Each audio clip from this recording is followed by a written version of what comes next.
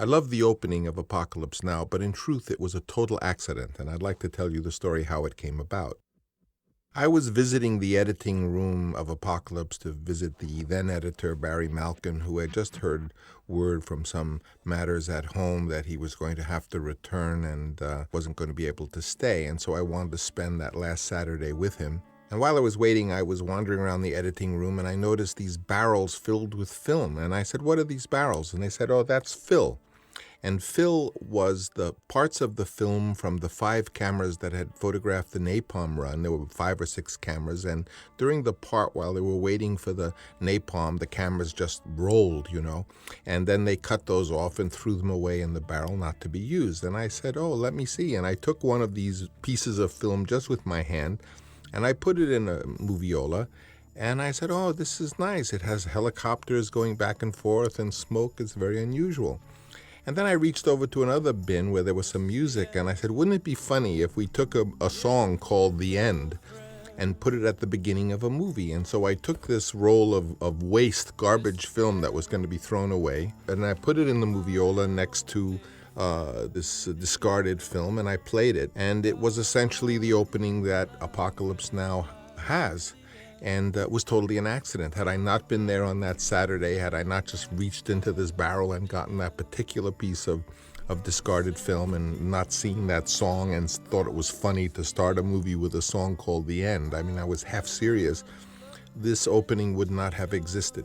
Of course, our very talented editors took that idea, and in fact, Walter Murch became involved and created a montage out of this hypnotic song by Jim Morrison and the Doors, and created this strange entry into the character Willard's mind through this accidental finding of a piece of film and some music. And then, of course, I had photographed the fan in his room because lying on his back after a big drunk, perhaps I thought he would be looking up at his fan.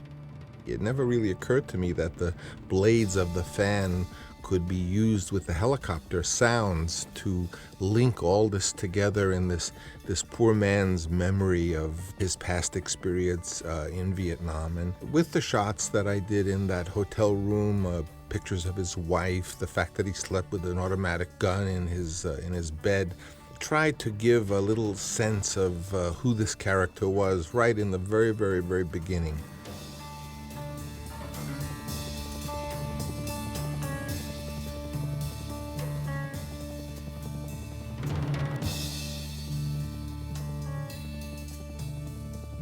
Lost in a romance, wilderness of pain.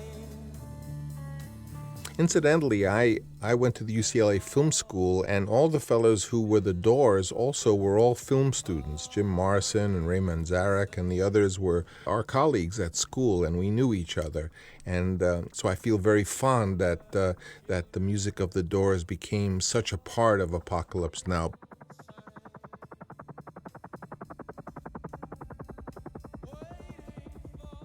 Martin Sheen plays the character of Willard, and I was very concerned of how I could show really what he had in his insides, what past had existed in this character, to try to bring out to the audience before he goes on this great journey, because I felt that that would be very important to know. This scene coming through the Venetian blinds and seeing Saigon outside, of course, we reconstructed in the Philippines where we shot the picture. I remember that day we had many, many taxis and people. It was sort of a hectic first day, I think, or early day, and we never quite got it to look the way I want. And oddly enough, the only view we really had of all that work was the one through the Venetian blinds. So very quickly in the story, we begin to enter into Willard's mind and his soul. When I was home after my first tour, it was worse.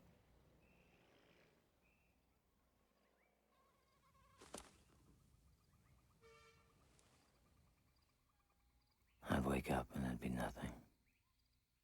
We had the beautiful narration, which was later written by Michael Herr, who joined me as a colleague and provided many of these words that appeared in the final narration.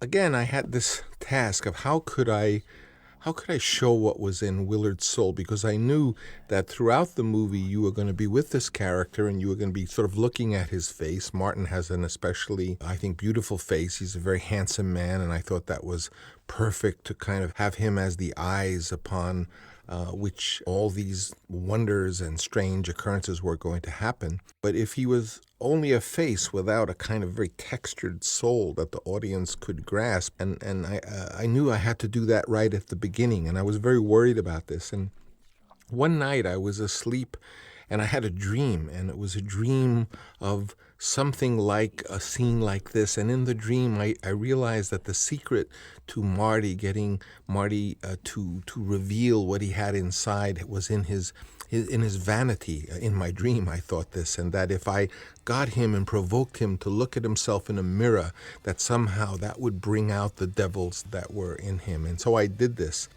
I literally provoked Marty in this sequence, and I taunted him about himself and how handsome he was, and didn't he know he was handsome, and to confess that, didn't he always think that when he looked in the mirror? And somehow I had an instinct, and as I said, it was in a dream, that this would bring out something in Martin that lay in many levels of the man's soul and personality, and indeed it did. And this sequence in which he moves from the mirror into this strange dance in his underwear, reaching down into really all the terrible things that he might have seen. And ultimately, he smashed the mirror and his hand began to bleed. And I was sitting up on a piece of the furniture, and I knew that I should say cut because he might have hurt his hand.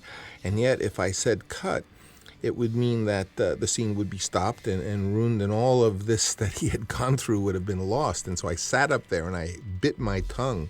And I allowed it to go on against partly my better judgment. And there was I, as the director, wanting him to have the scene, which I knew he wanted to have. And yet at the same time, I said, my God, I'm responsible for this guy. And so finally, when we did cut and immediately gave medical attention to his hand, I felt badly. I'm not sure his wife appreciated that I allowed him to go on longer after he had cut his hand. It was an accident and I was responsible, but nonetheless I did. And the scene is as it is because of that decision. And in a sense, I got what I want, because from this point on, when you continue with this character, you have a sense of who he is and what he feels and perhaps what he's been through. And so you interpret everything that's about to happen to him from that context of what you've seen. So in this scene we're watching now, two of the soldiers come up and have some orders for this man who's been on a bender in a hotel in Saigon. He's been sleeping off his drinking, and his sheets and his room are covered in blood from this strange night. I always imagined the type of operations he did. He spent many, many, many nights in the jungle alone, eating what he could, and so he was used to a very solitary kind of strange existence. Right? And the train for me. That's right. At this point, he gets his orders. They want him, and they want him to come to headquarters, and he's in no shape to go. Dave, come here and give me a hand. We got a dead one. Come on, Captain. Let's take a shower. We literally took Martin and put him in this ice-cold shower to wake him up and to get him ready to go see his commanders. Sometimes the director feels badly about some of the things he puts the actors through, but, knowing at the same time that actors love to be able to perform things that will be memorable, that will be looked at for years and years. And so on one hand, you're doing something that is terrible, and on the other hand, you're doing something that's wonderful in that they live forever in what they've been able to achieve. Here was an indication of, how the Americans approached Vietnam. Interestingly, they approached Vietnam very much the way I approached making the film in Vietnam. They have air-conditioned trailers, and they have money for equipment, and they have good food. And I wanted to portray this, and the production designer, Dean Tavaleris, and his team wanted to show that with the set that they provide of an air-conditioned world that they lived in. This is, of course, the young Harrison Ford. He had been in a film working with me in The Conversation, and from that he went off to work on my friend George Lucas's film, The First Star Wars, and it was arranged through our mutual casting director, Fred Roos, that Harrison would, having just shot Star Wars, come to the Philippines and shoot this scene in Apocalypse Now as the young officer who briefs him. The civilian gentleman is Jerry Ziesmer. He was the first assistant director of the movie and was perfect as this kind of government or CIA official. The other gentleman playing the part of the general is J.D. Spradlin, who had been so effective in Godfather 2 and played the general in that orientation scene. And I must say that J.D. Spradlin always came up with wonderful improvised lines, which he didn't improvise. He actually was writing them at home. And lines like, the Lincoln quote, "The better angels of our nature," or "Gentlemen, try the shrimp and you'll need no other sign of valor during the war." Those were all J.D. Spradlin added lines. I guess he was padding his part, but I never mind because he always did it so well. Bad hand there. Are you wounded? A little fishing accident on our... I think that when I was doing this, Harrison had traveled long distance and was very exhausted, and I think he was a little nervous doing all of this dialogue. I remember we shot this scene many times, just over and over again, and I can't deny that maybe I was like searching for what would make it unique and what would give it something memorable. Captain, I don't know how you feel about this shrimp, but if you'll eat it, you'll never have to... And when I prove saw your that courage in any other way. Harrison was like a little nervous, and it might have been that he wasn't nervous, that he was exhausted, but I felt he was trembling and a little nervous with his lines, and so I decided, well, that was what the character would be, and so I deliberately had him drop his dossier and drop the pages all over the floor to sort of use the nervousness as though it was part of the scene. I think that's a familiar technique that directors do. They note whatever is seems to be there in the reality of shooting it, and then try to make that part of the scene. Obviously, to do this movie, we had to make many items, photographs, and documents for the dossier, and looking for old photographs of Marlon Brando from other movies, and to try to trick that into being like a Green Beret colonel. It was the prop work, which was done by Doug Madison, was very, very extensive, and part of props is food. And in my films, I like to have actors eat, and I like the food that they're eating to be real. And it's interesting how often the food and the plates and the props give rise to ideas for the actors that make the scenes memorable. They must incinerate them, pig after pig. Now, as people know, Apocalypse Now was an original screenplay by John Milius. It was originally hatched by John Milius and George Lucas, who were buddies from USC, and my new company, American Zoetrope, wanted to sponsor them in making this film, and so I arranged that they could have money to pursue it, and John to write it, and George Lucas was going to direct it. And many, many steps happened between that idea and ultimately myself directing it, which I'll talk about at different times. But ultimately what happened is when it was time to do Apocalypse Now, George was already involved on Star Wars and couldn't do it, and I went to John Milius, who I thought was an excellent director. He had done his first film, Dillinger, which I thought was great, and he was doing something else, and I had the script, and I guess I ended up owning it because of the business situation that had brought the payment of it to me. Ultimately, the script fell to me, and I thought, well, here's this movie. If I did it sort of as a big war film, which was the fashion in those days, things like, The Longest Day or Bridge Too Far or what have you, maybe Zoetrope could make a great big commercial war film and we'd make a lot of money. And then I would have my real desire, which was to make little personal movies.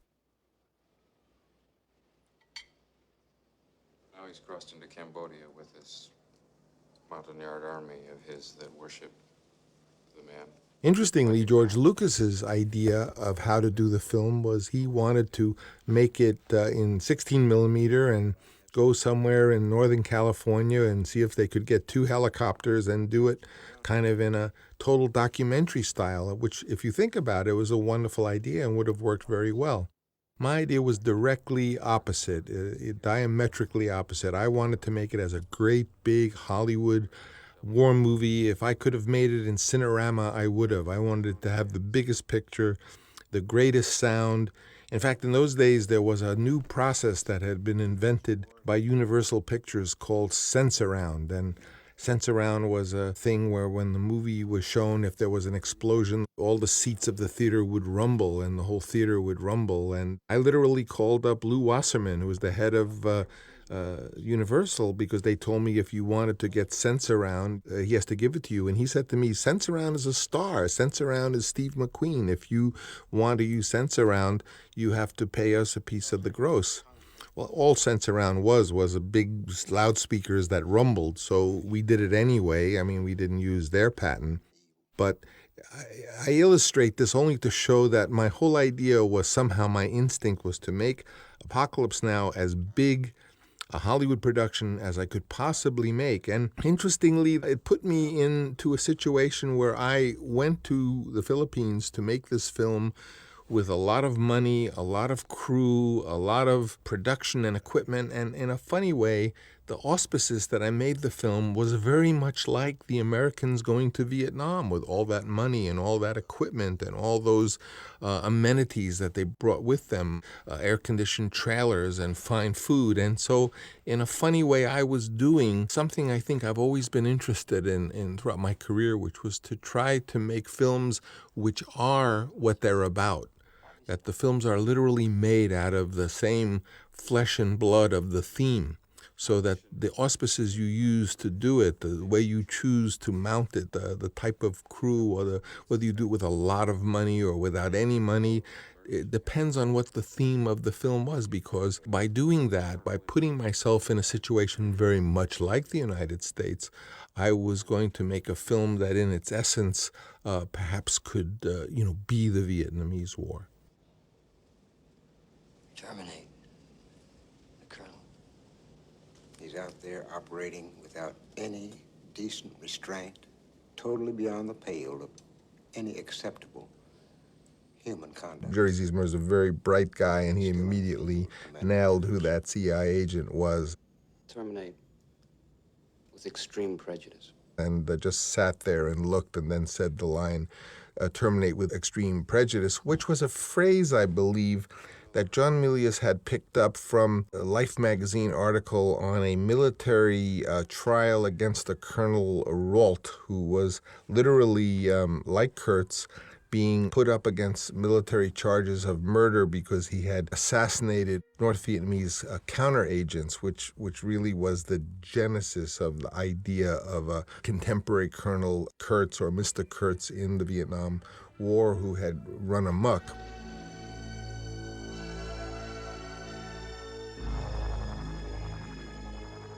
The music for Apocalypse Now was basically inspired by music I heard from the Japanese artist named Tomita, who in the days of the 70s had come out with a series of beautiful, beautiful records, entirely synthesized music. And I went to Tomita and tried to get him to be the composer of this film. And unfortunately, because of his contract, he was not able to do it. And so ultimately, I went to my father, Carmine Coppola, and asked him if he would compose a classical score but collaborate with me, because I intended to take my father's score and orchestration and put it through basically the synthesizer, so that the bass would be the rumble of the helicopter and the strings would be the wind. And that's how the score of Apocalypse Now was arrived at. And it took many, many, many months to do. Interestingly, on this boat, if you look carefully, Captain Willard is not Martin Sheen, but is actually Harvey Keitel. I took the mission. What the hell else was I gonna do? Harvey Keitel had been cast in the part of Willard at the beginning, and I always admired Harvey as an actor, and I do to this day, although I always felt that his style of acting, even at the time that we cast him, was a very active style that really commands you to look at him, in which he does all sorts of interesting things. My instinct was to have an actor, rather, who did the looking at things rather than that demanded you look at him. And in the first days, I began to wonder if perhaps I wanted a more passive kind of actor and with a different kind of face. And I really agonized of this. One never wants to replace an actor, and certainly not a great one like Harvey Keitel, who is a friend and who became even a better friend over the years. But the time I sat and there I was on the spot. I was the financier, I was the producer, I was the director, and we were at the beginning of a long, long period, and I made the decision to possibly change. And at that point, Martin Sheen had become available. He had been an actor that I was interested in at the beginning, but he wasn't available. And so I made that change, very painful decision. But obviously, Martin was someone very right for the part. Really put the zap on his head. The other cast members, Lawrence Fishburne, he was 14 when I cast him. I wanted someone to really look young, to look like a 16-year-old, a 17-year-old, because the soldiers in Vietnam were so young, and I went to the extreme of hiring a 14-year-old actor so he would really look young. Albert Hall is the captain, a wonderful presence, spiritual presence on the boat. And of course, the character chef was Freddie Forrest, who had been my friend and one of the actors Fred Roos and I love so much. And he played chef. And for the part of Lance, the young California surfer, we had Sam Bottoms of the marvelous Bottoms family from Santa Barbara. And this was to be our crew. We had auditioned many actors. We had shot tests. And this was the cast that I arrived at and that we were going to take on this adventure. 82 degrees in downtown Saigon right now, also very humid. And we have an important message for all GIs who are living off base from the mayor of Saigon. Yeah. He'd like you to hang your laundry up indoors instead of on the windowsills. The mayor wants you to keep Saigon beautiful. And now here's another blast from the past going out to Big Sam, who's all alone in the mantle room out there with the 1st Battalion 35th Infantry, and dedicated by the fire team at On-K to their groovy CO, Fred the Head. The Rolling Stones, Satisfaction. Work out, please. The Satisfaction sequence was in the John Milius script. I loved it because, it enabled there to be this interlude almost of how strange these guys are on a warboat going up the river, and yet they're dancing to the Rolling Stones. I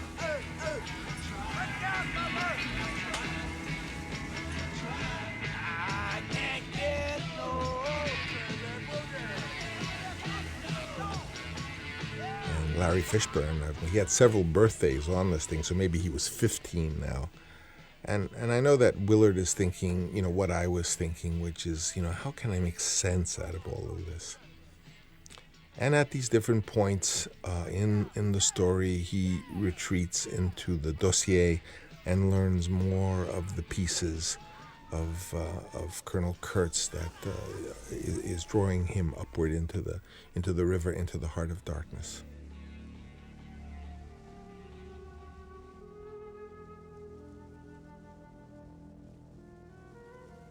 At first, I thought they handed me the wrong dossier. I couldn't believe they wanted this man dead. 3rd generation West Point, top of his class, Korea. My father did not want to play the solo flute parts that were used to accompany the dossier scenes when Willard is examining the pictures and photographs and commendations of Colonel Kurtz. There's a solo flute playing, and I prevailed upon my father, who was by then probably approaching 70, to play the flute because he had been one of the great flutists of the world. And he said, no, I can't do it. I don't have the chops. And I said, no, please, practice, do it. And my father did it. And I must say I'm really happy about it because I have that now. I have my father playing the flute in those many sections. And, it's an exposed flute. It's a solo flute, so you really hear his tone and his intonation and his phrasing. And it's a thrill that we have that now for our children and grandchildren and so on. When they see Apocalypse Now, they can actually hear my father playing on his magical silver Powell flute. For transfer to airborne training, Fort Benning, Georgia, and was finally accepted. Airborne. He was 38 years old. Why the fuck would he do that? 1966, joins Special Forces, returns Vietnam. Hey, what's that? Arc light. What's up?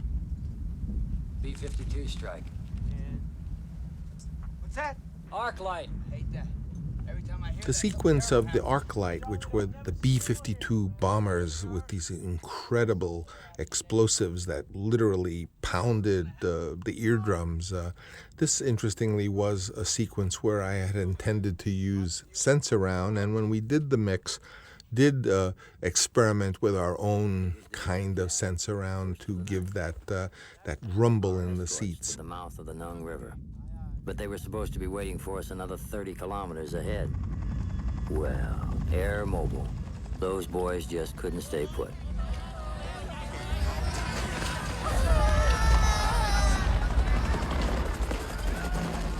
We began the sequence of the preliminary attack to this area. I remember we were cut off from communication. I don't know whether it was a typhoon or there were no transportation. And the reason I remember that is because the actors we had hired to be the television crew commenting to the soldiers about not to look at the camera weren't able to get to the location. And since we didn't have the actors, I guess we decided that I would do the part of the news commentator, and Dean Tavaleras, who was the production designer, would do the other photographer, and Vittorio Storaro, the photographer, would be the third. And so, in fact, here we are standing in for the actors who didn't make it, doing this little kind of Hitchcock appearance in Apocalypse Now. This, I think, was one of the first scenes we tackled with so much going on, and we had helicopters coming and going, and flamethrowers and tanks and extras and Vietnamese people. I think there were 5 languages going on this set. There was the crew were Italians. Vittorio and all his crew were from Italy. There were Vietnamese people who were actually speaking, and we had to give instructions in Vietnamese. There were the Filipinos who spoke Tagalog. There were English people. There were French people. I mean, there was a Tower of Babel here at the same time that all this activity is going on. This was an extraordinary character that John Milius created, Colonel Kilgore. And originally his name, I remember in the first script I read, was Colonel Carnage.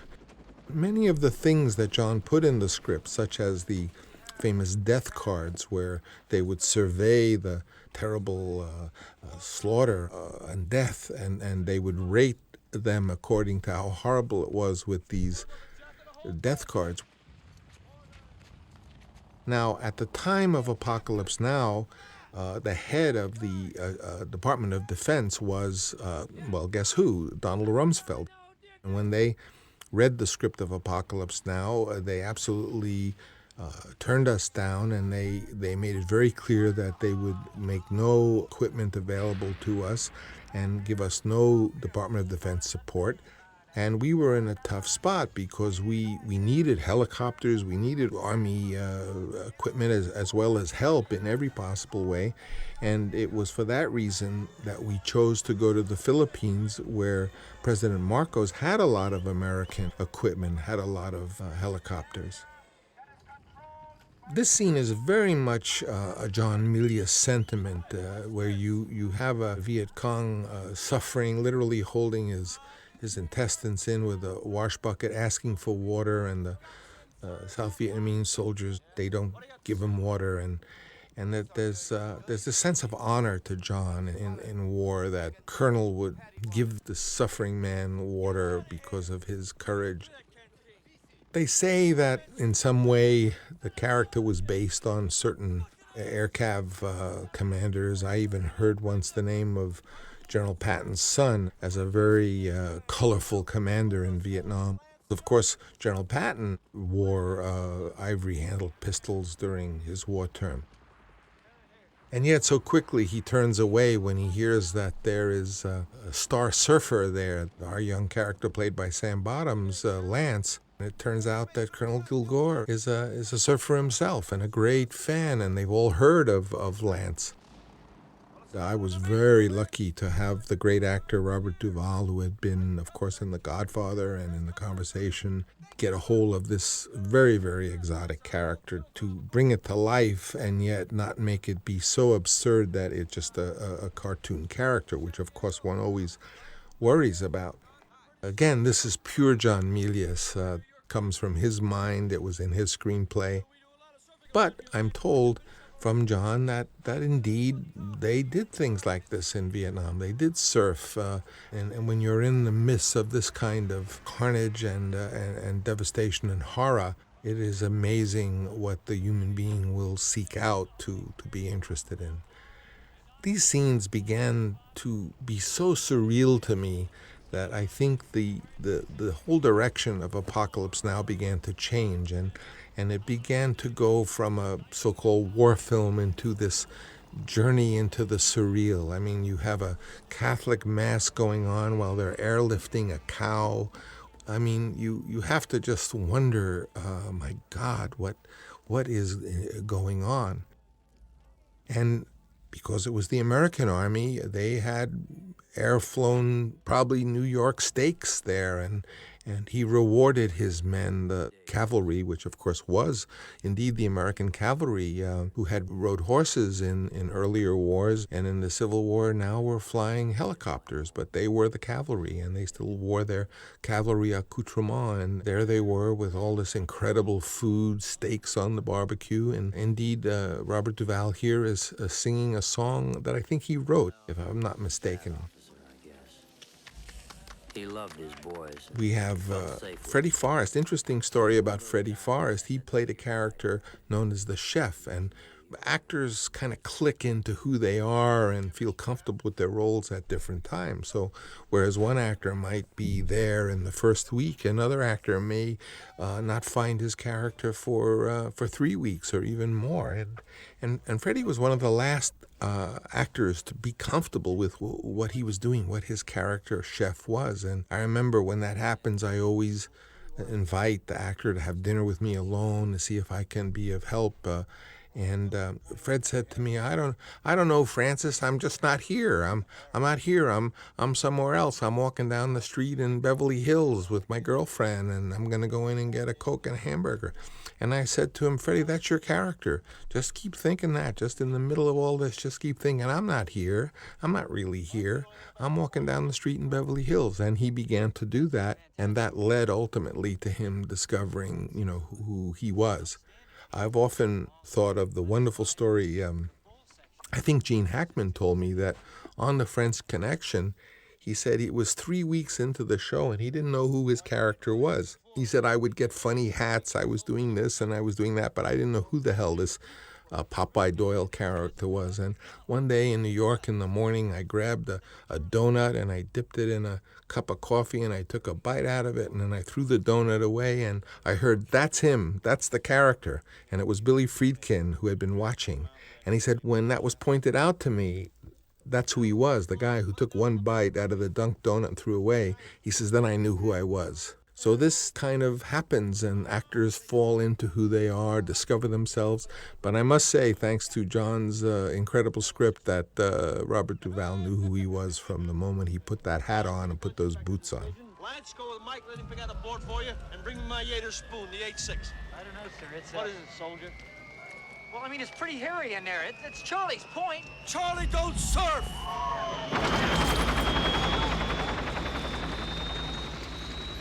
It's so ludicrous. I mean, here they are going on a cavalry charge with a bugle, a sounding charge, and kind of running by with surfboards. But the more I worked on this, I began to think, my God, this is totally surreal.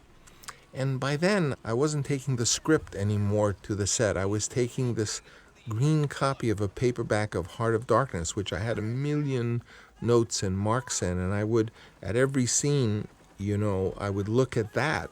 The script supervisor, Nancy Tonnery, had the Amelia script, but I would check Heart of Darkness, and I began to realize this isn't really a war film after all. This is something else. This is a journey into some kind of surreal weirdness, a journey into issues related to morality in modern time, when we have the reach through our technology to amplify all of these evil instincts or negative instincts, because ultimately we lie about what we're doing, which was a central theme to Heart of Darkness, but because we lie, that is the kind of Vaseline that enables these terrible things to happen. Because if you tell the truth, you couldn't possibly support some of the actions that go on.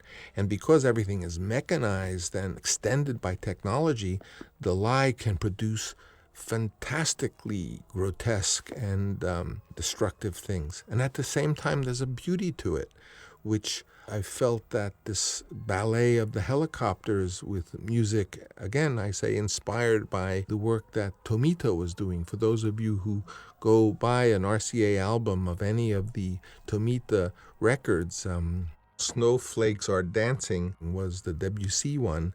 You can see where the inspiration came. Although I must say that it was my father who wrote every note. I mean, when he would write score, it was, scored for a 70-piece orchestra. And then through tremendous, really painstaking effort, an entire team of synthesis led by Niles Steiner and others actually took the score of Apocalypse that my father, and with my guidance, trying to find orchestral voices out of the sounds of Vietnam, we arrived at this unusual score. That's a Roger, Big Duke. Okay, we're going in. We'll come in low out of the rising sun, and about a mile out, we'll put on the music. Music? Yeah, use Wagner. It scares the hell out of the slopes. My boys love it. Hey, we're gonna play music. We're always listening to what people told us. Someone mentioned that the soldiers would sit on their helmets to protect their private parts in case they got shot at from below. And I've always tried to be very available to whatever I hear, whatever I learn. I think being a film director, the most wonderful thing of being a film director is what you learn, because you're so sensitized, you're so hungry to have information that you just search for everything, and then whatever you can receive, if you can make use of, if you can be available to it, you're able to put it right in context of the script, or in this case, I was there with the script in my left hand and the Heart of Darkness in my right hand, and my eyes wide open, and I made the film really that way. Now, this is arguably one of the most famous sequences from Apocalypse Now, and I've been asked many times where it came from, and it's very simple to answer. This sequence came from the mind and imagination of John Milius.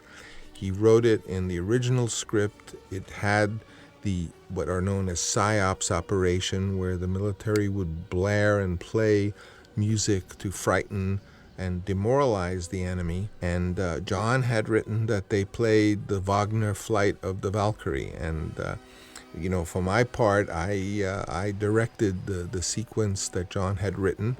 and tried to, of course, extend it into an entire battle scene of greater length than merely the onslaught. I added this tranquil Vietnamese village where the children in school, and usually the way I work is I write out a whole series of vignettes on little index cards. I did the same on The Wedding of the Godfather, and I'll write, little girl dances on the shoes of her uncle, or Vietnamese school children are studying, but they hear the oncoming noise of the helicopters and are evacuated. And I write these various sequences on little white index cards, and then as we're shooting this kind of thing, I kind of try to realize each little vignette. And in this case, there was the bridge provided by the art department by Dean Tavaleris, and I thought, well, it would be interesting if they had to resupply the machine guns on the other side of the bridge.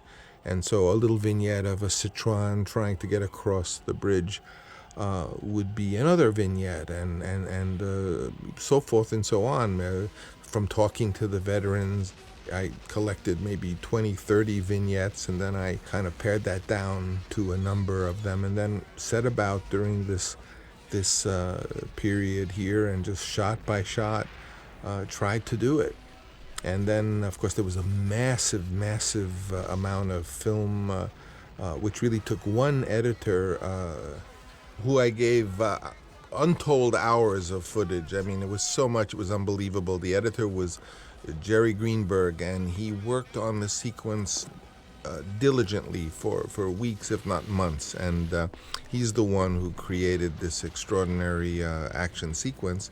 And I remember even giving the sequence late in the game, when it was almost done, to the great master Akira Kurosawa, and he suggested a few things. I was very excited because, you can imagine how we all look up to Akira Kurosawa, and the fact that he didn't give me too many suggestions, just one or two, and praised the sequence was a source of great pride.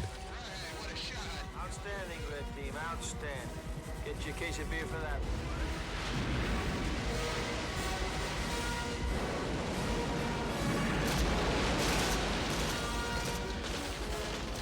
But here you see work done by the Italians, Vittorio Storaro, his extraordinary camera operator, Enrico Metelli, and Alfredo, the dolly operator. It was amazing what they did in such difficult circumstances.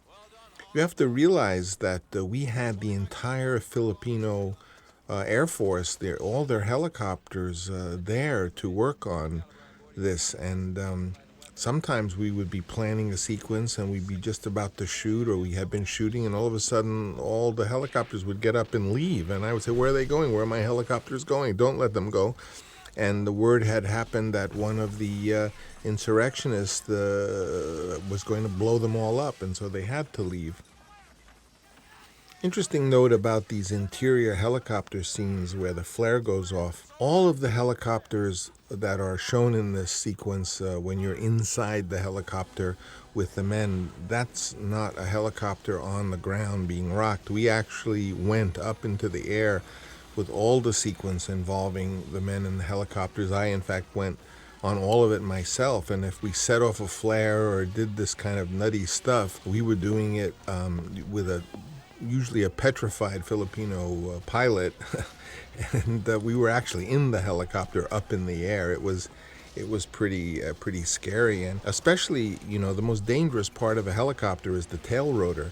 And here we are dollying with our tracks and cameramen back and forth. I mean, had we nicked somebody with the tail rotor, it would have been curtains. I want to commend and acknowledge here that I had seen a documentary called A Face of War by great filmmaker Eugene Jones, which I found very inspiring, which I based so much of my inspiration from the extraordinary work of that documentary. I mean, it was one of the things that made me want to make Apocalypse Now.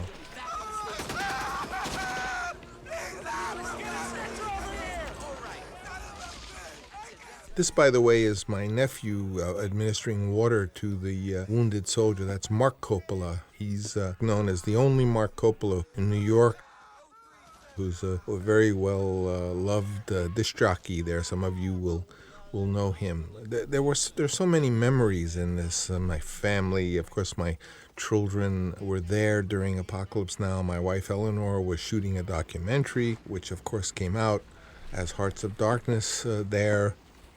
And we began to become very interested during the shooting in this colored smoke. The military uses colored smoke to, of course, mark certain areas and give landing areas for helicopters. But we started to be like these psychedelic soldiers ourselves and say, "Wow, look at that yellow smoke! Look at that blue smoke!"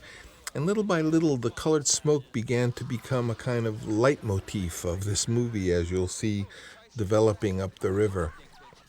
These are terrible scenes. The sapper who throws the grenade and then blows up the helicopter, and the pilot, who was played by Dick White, who goes after them. I'm, by the way, responsible for that explosion that happened in that small used helicopter. I told the effects guy to make it bigger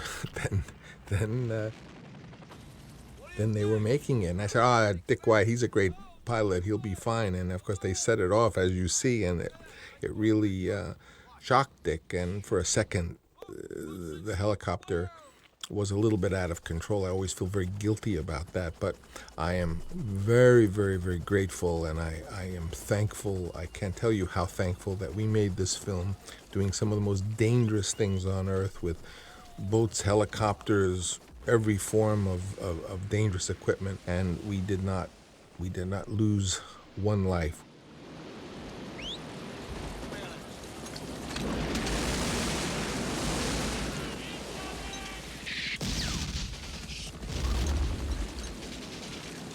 This LZ's still pretty hot, sir. Maybe you ought to surf somewhere else. What do you know about surfing, Major? You're from goddamn New Jersey. Come in. Change. You mean right now, sir? I want to see how rideable that stuff is. Go change. Still pretty hairy out there, sir. You want to surf, soldier?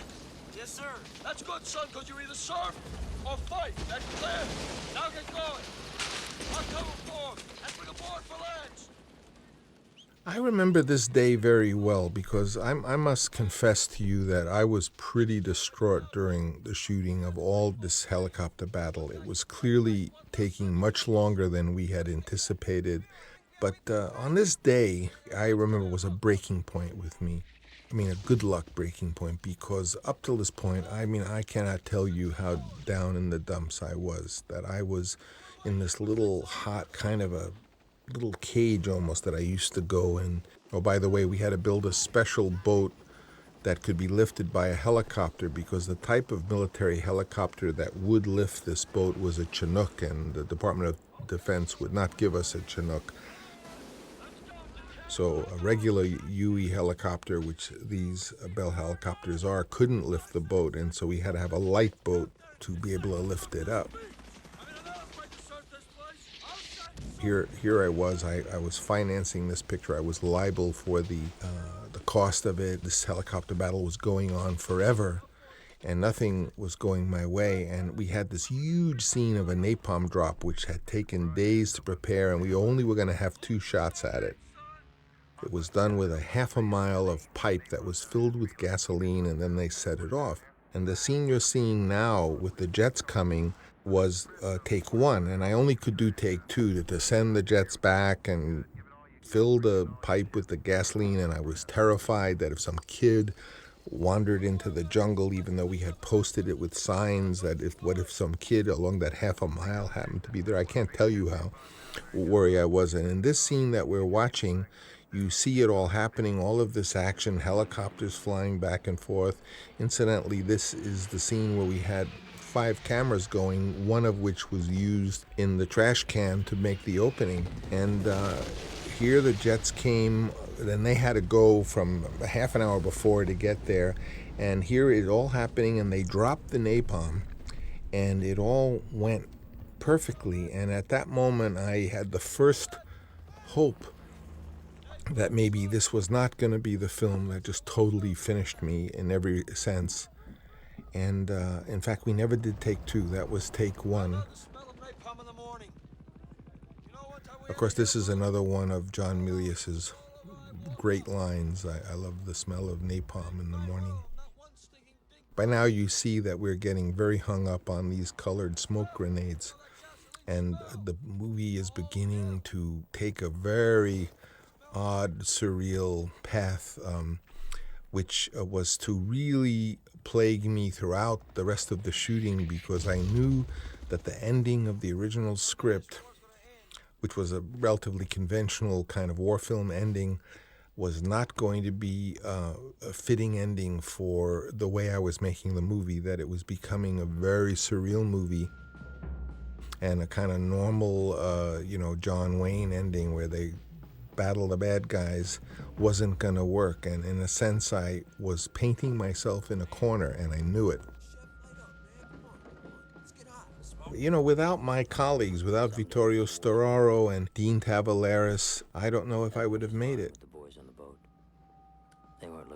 The script was originally titled, I remember, when John Milius first talked about it, I remember he called it The Psychedelic Soldier. And I think what had happened is, in those days, a lot of John's friends, guys who had been surfers, were coming back from the Vietnamese War telling stories of basically what was going on there, and the use of drugs, of grass, of a new kind of war with a almost surreal sensibility, drug-induced sensibility.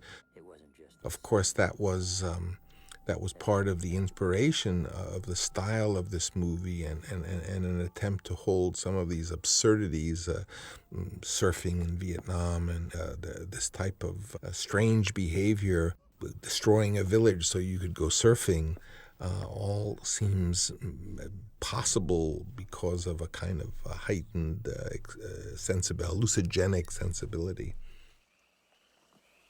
You make a nice mango cream pudding. Kind of spread it around on us. Hey, Captain, I want to get some mango. The famous bandage. Why is he wearing a bandage? It's because in one of the early sequences, Martin really fell on his rifle and cut himself. And whereas I suppose I could have covered it up with makeup, the kind of director I was at the time, maybe still am, in terms of being available. As I said, well, if he fell on his gun, he really fell on his gun, what would they do? And they said, well, they'd give him a bandage. I said, okay, well, let's give him a bandage, and so that's why he has a bandage. On one hand, it sort of sticks out. On the other hand, it's what would have really happened if a guy fell on his gun. So, who's to know what's right and what's wrong? This sequence in which they leave the boat to go into the jungle to find mangoes, because of course Chef is a chef, and he knows there are mangoes there, and he thought he would get off the boat and go collect them. I remember this extraordinary tree being there in the Philippines. I just thought that was the most amazing looking tree, and of course by now Vittorio was beginning to exercise his extraordinary interest in the philosophy and spirituality of color, and this was going to be a blue sequence, as you see, and as also enhanced by the blue bucket. I joined the Navy. Now, the tiger. Well, there was a tiger. He was a real tiger, and the trainer called him Gambi. I remember very, very vividly that we were shooting in a place very far away from the original Manila plane station, and on the occasion when many of the Italian crew had invited their wives to come from Rome, these Italian ladies all in their lovely dresses to visit their husbands, when they got on the plane that was going to take them to our location, a trainer came on to the plane with a tiger on a leash, and of course these ladies were hysterical. The pilots were absolutely refusing to fly the plane with a tiger in it. In fact, they had locked the door, and they had a step ladder so they would climb into the cockpit through the side window because they didn't want to be anywhere near where this tiger was. And in fact, Freddie Forrest didn't want to be anywhere near where this tiger was. And this tiger was a very uncontrollable thing. And I remember that in the sequence, we of course had the tiger there, and a very brave stuntman named Terry Leonard, a big guy, actually was sort of baiting the tiger with a squealing pig he was holding in his hands. And the idea is he would hold this pig out to entice the tiger, and when the tiger made a lunge for the pig, Terry would throw the pig in a box so that the tiger wouldn't eat the pig. Freddie was very afraid of this tiger, and I kept saying, Freddie, go closer to the tiger. And he said, I'm not going, man, I'm not going closer. I said, Freddie, get closer to the tiger, it's right there. Well, he was so afraid of this tiger, and in one of the takes, I swear, I think the tiger got the pig before Terry was able to get in the box and ran off with it, and we had to spend hours trying to find this tiger. Well, Freddie was very frightened of this tiger, and this is the scene where he used my trying to help him get into his character. And I said, Freddie, whenever you don't know who you are, just say, man, I'm not getting off the boat. I'm not here. I'm not really here. And that was the basis of his character. I remember in this scene, Freddie, his hysteria about the tiger is not acting.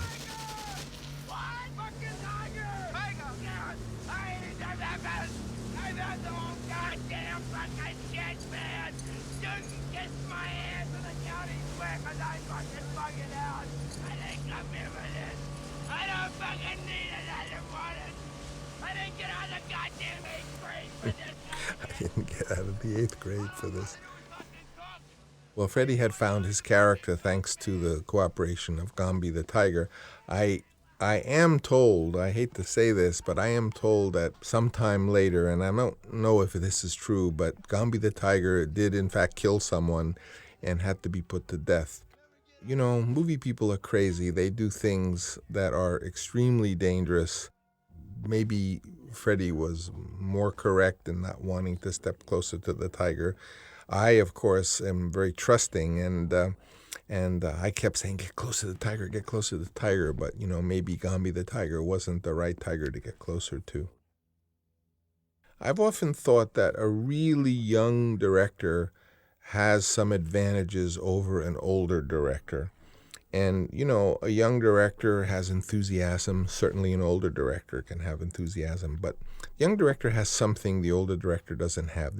The younger director has basically stupidity. I mean, which is to say that he will attempt things that are so stupid, that are so obviously impossible to do. And when I think of this movie and what we were trying to do with the money we actually had, and to sign myself on the line as I did, I mean, what was I thinking?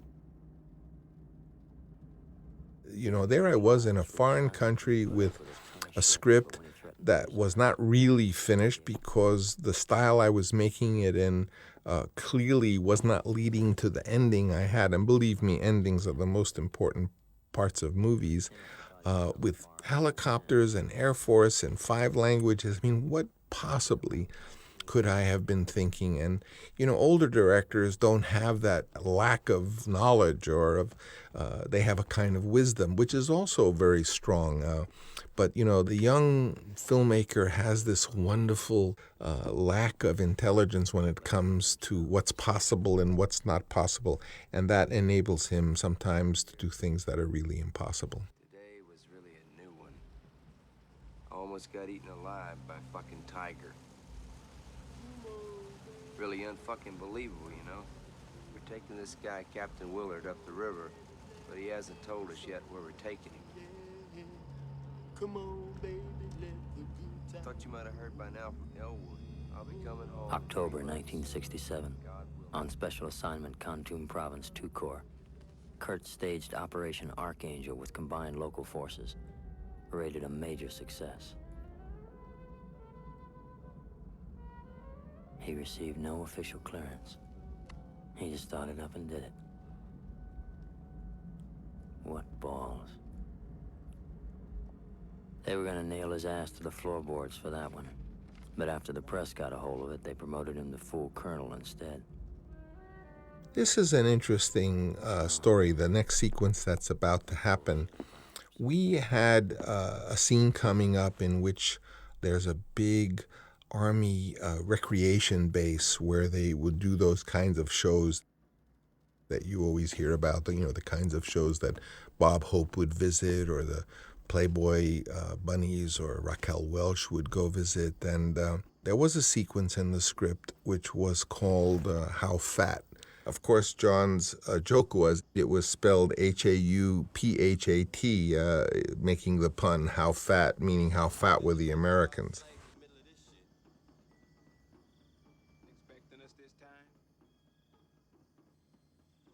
John's point was clear that the American didn't just go to do war with their equipment. They brought their USO shows, and they brought all sorts of other amenities with them. And we had built the set for How Fat in sort of inland. In other words, we built it to be shot in the daytime, and it wasn't actually on the water. And it was an enormous set, big, expensive set. And I remember standing there looking at it with Dean Tavelaris and saying, Dean, we built the set wrong. He says, what do you mean? I said, well, I think it should be night, and it should be right on the water.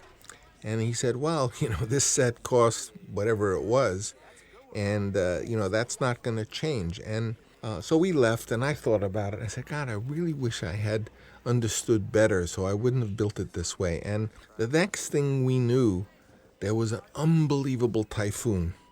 This typhoon was extraordinary. I was in a helicopter. I saw ocean liners being washed up onto the shore. And, it was an enormous, and the news were all full of this incredible typhoon that has wreaked havoc in the Philippines and destroyed many of the sets of Apocalypse Now, including the set of How Fat.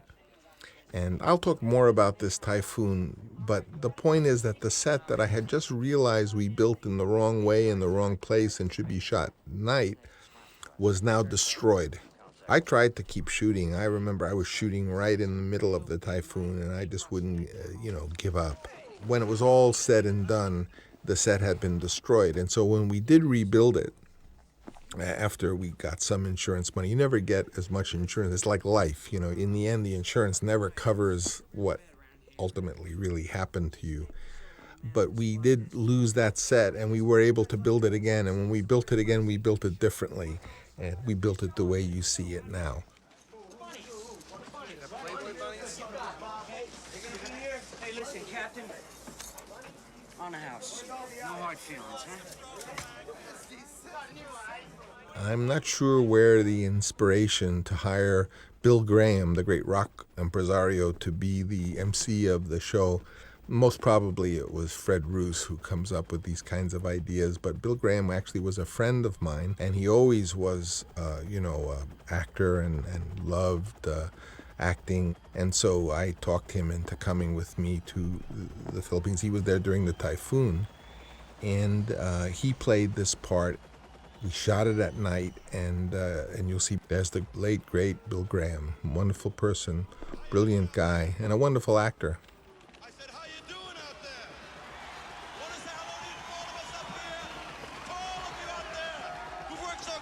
Well, we had quite a bit of extras there, which were not easy to find, American GI extras. We were in the Philippines, so to find American types, you had to go to the various embassies and maybe some naval ships that were in to try to find the fellas to do this. The three playmates came from the U.S., Colleen Camp, Linda Carpenter, and the Playmate of the Year, Cindy Wood.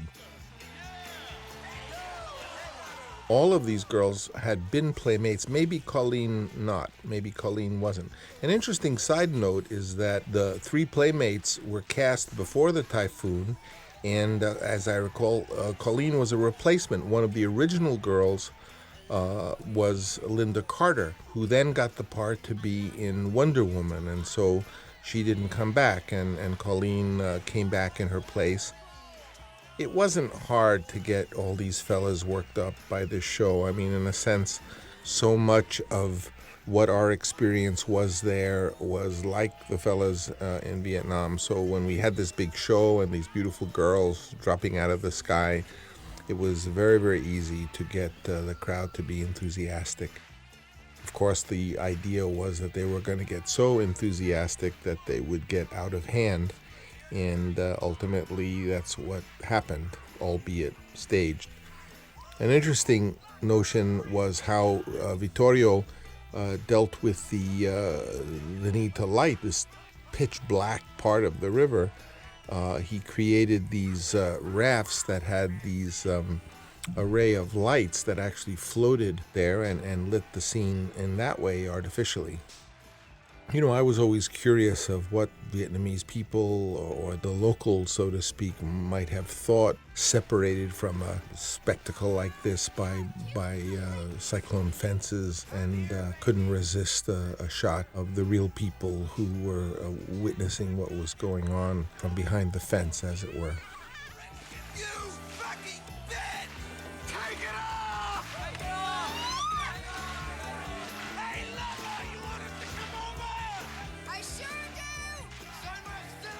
So the girls provoke the boys, and of course they're thrilled to actually have girls that they had seen in this magazine be there, and you know, of course, would love to have signatures and what have you. And ultimately, I think a couple of them, as you see, jump across the moat that was meant to separate the girls from the boys. And well, the Bill Graham character has seen this happen many times, and he starts the helicopter going because something like this could easily get out of control. I think he conveniently had a smoke grenade in his pocket to try to prepare for their hasty retreat. And again, it was just so surreal. I mean, it was surreal to be there in the situation I was in, and we were really in the middle of the jungle on this. We had built the set on this river in the blackness after this moment of revelation when I decided the first set had been built in the wrong place. Again, the colored smoke, the visual motif of the surreal, and you know, I have no idea how I thought of doing this ending, the thing with the helicopter going up and the guys trying to hang on to it, and ultimately our stuntmen did this extraordinary work actually dangling from the helicopter, and then we're night, making it all the more perilous, and you know, the helicopter whipping up the smoke. It was hard to resist to just take the film into a surrealistic moment at this point in reflection. Charlie didn't get much USO. He was dug in too deep or moving too fast. And of course, Willard with his bottle of cognac hidden in a magazine, just quietly drinking. He had only two ways home: death or victory. This is, in fact, what the set looked like the next day, and so we just took advantage of filming what was really there for the boat to be leaving. Without a doubt, the overriding anxiety I had was that I did not know how to end the film.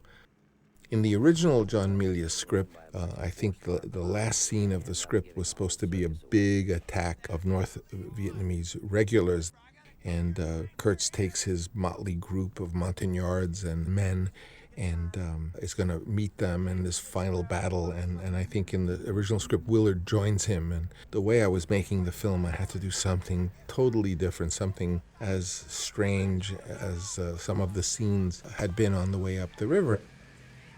All these antics were reported as really having happened, you know, riverboats playing chicken with each other and throwing smoke grenades at each other so that actually fires were set. But a strange transformation is happening because of every opportunity to show it, the canopy catching on fire. It's as though the river that they're on is a river into the past. It's going back into time, and they're becoming more and more primitive, you know, replacing the hole in the canopy of the boat with palms and material from the jungle. It's like they're becoming less this modern, sophisticated, mechanized army and more this primitive group of men going back into time.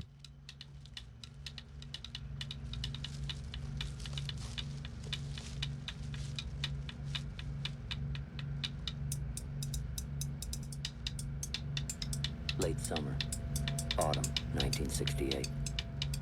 Kurtz's patrols in the highlands coming under frequent ambush, the camp started falling apart.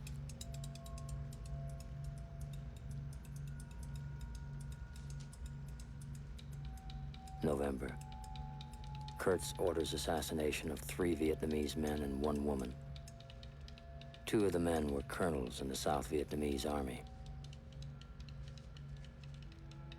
Enemy activity in his old sector dropped off to nothing. Guess he must have hit the right 4 people. He joined the Special Forces. And after that, The Army tried one last time to bring him back into the fold. methods And if he'd pulled over, it all would have been forgotten. and sound. But he kept going, Now he's pressed into Cambodia. and he kept winning it his way. Montagnard army of his who And they called me in. a man like a god and follow every order, however ridiculous. They lost him. This whole question is of morality. I mean, how can you charge an officer, say, with murder? Or how can you reprimand soldiers who have been trained to basically mistreat people, to kill them?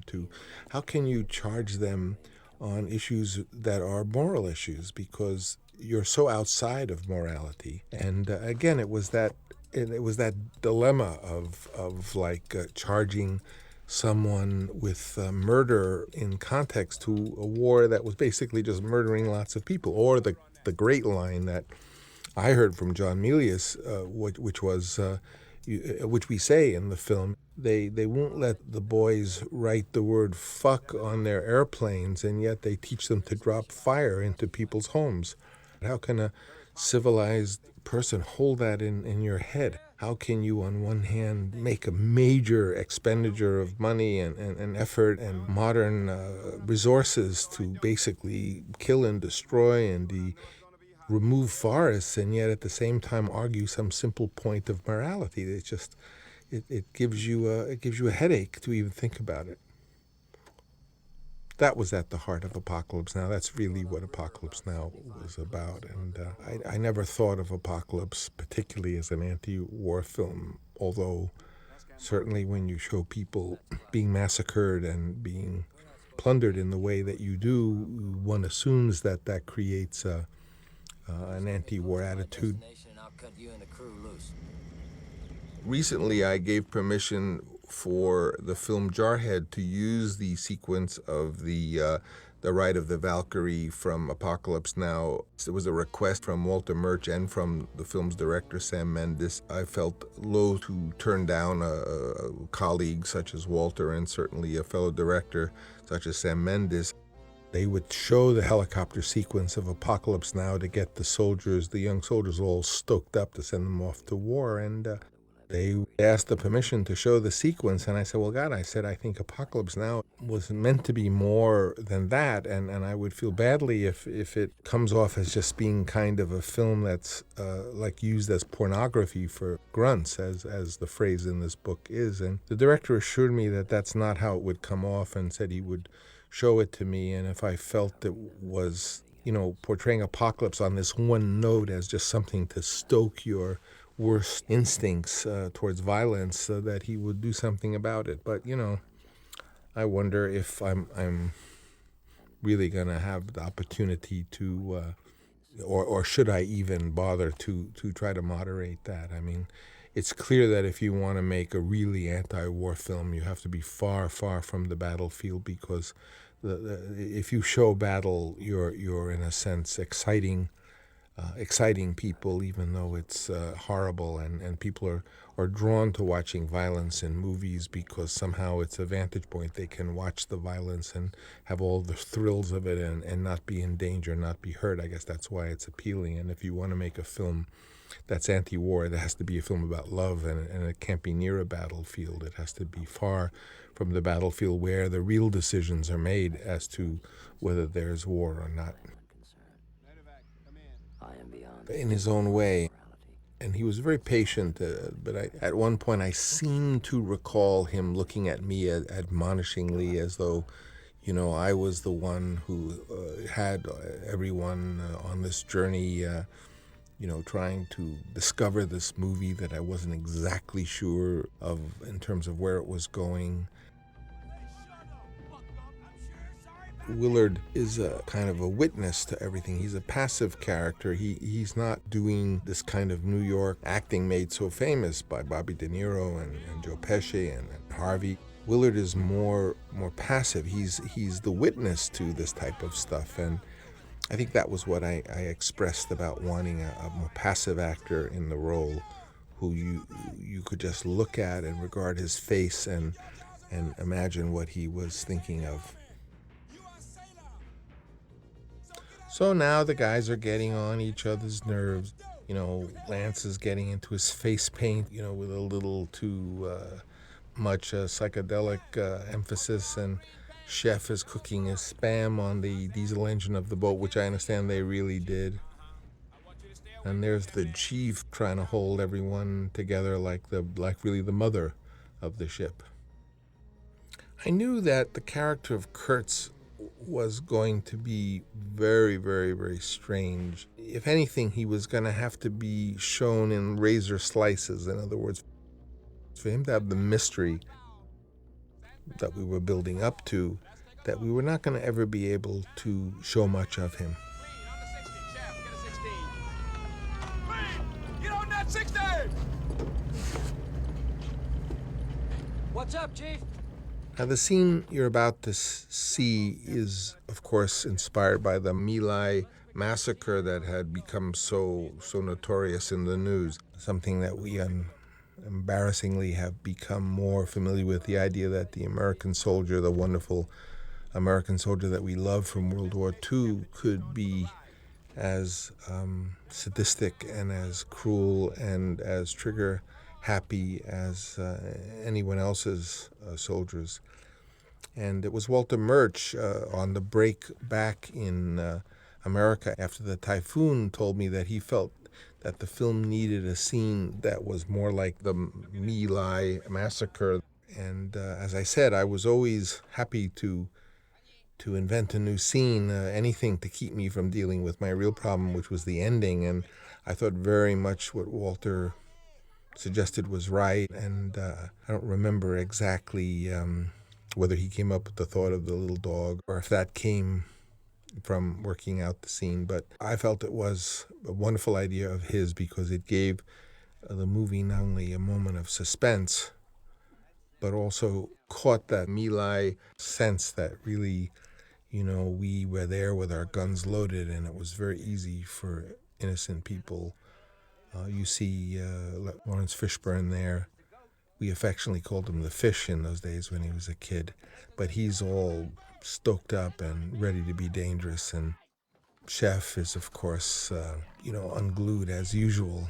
And this whole thing has just the markings of tragedy about to happen. Rice, here's rice. What's in that vegetable basket? Get out of here, come on. Get over here. Chef, check that vegetable basket. All right. Shut up, Slow. There ain't nothing in here. What's in the boxes? Look in the tin can. Nothing. That rusty can. Just fucking rice, and that's all. There ain't nothing on it. Yellow can. Check the yellow can. She was sitting on it. What's in it?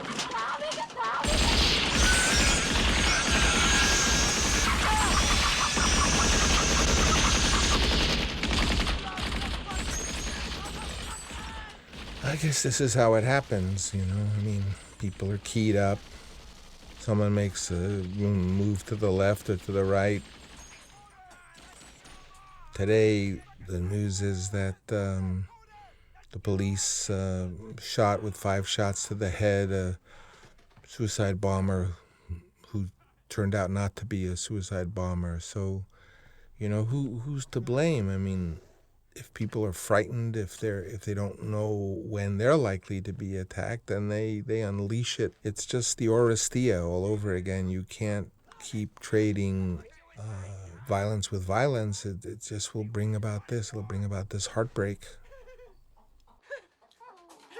The fucking puppy. The fucking puppy. Give me that dog. Give me that. No, you I gotta get it! Give it to me! No! Give me the fucking dog, you asshole! Fuck you! Doesn't look it, but we were actually not cruel to the dog. I mean, Sam was extremely savvy with the animals, and he actually was quite fond of that dog, and that's how it became like a fixture on the boat and in the story for the next section of the film. Again, the moral dilemma, technically by the rules of the game, if the woman in question is still alive, they're obligated to take her to medical help, and of course, Willard's mission is to continue going on, and so again, the moral issue is dealt with again. He kills her in cold blood rather than to bring her back, assuming she would have died anyway. But in the duel with the chief, of course, the chief insisted on their inspecting the sampan. So again, the blame goes back and forth. Ultimately, who has the blame? We all have the blame. From this moment on, when really you see blood shed so directly, both by the crew of the boat and by Willard in the case of the girl, that once life is taken, the path is very, very different.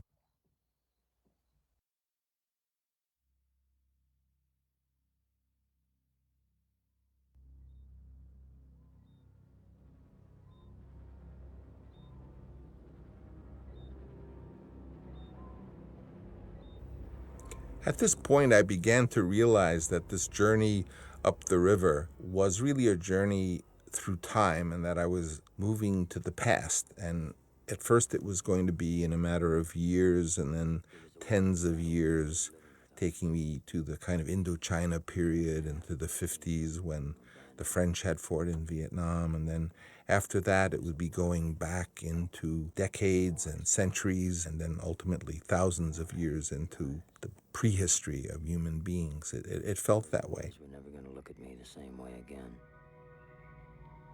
But I felt like I knew one or two things about Kurtz that weren't in the dossier.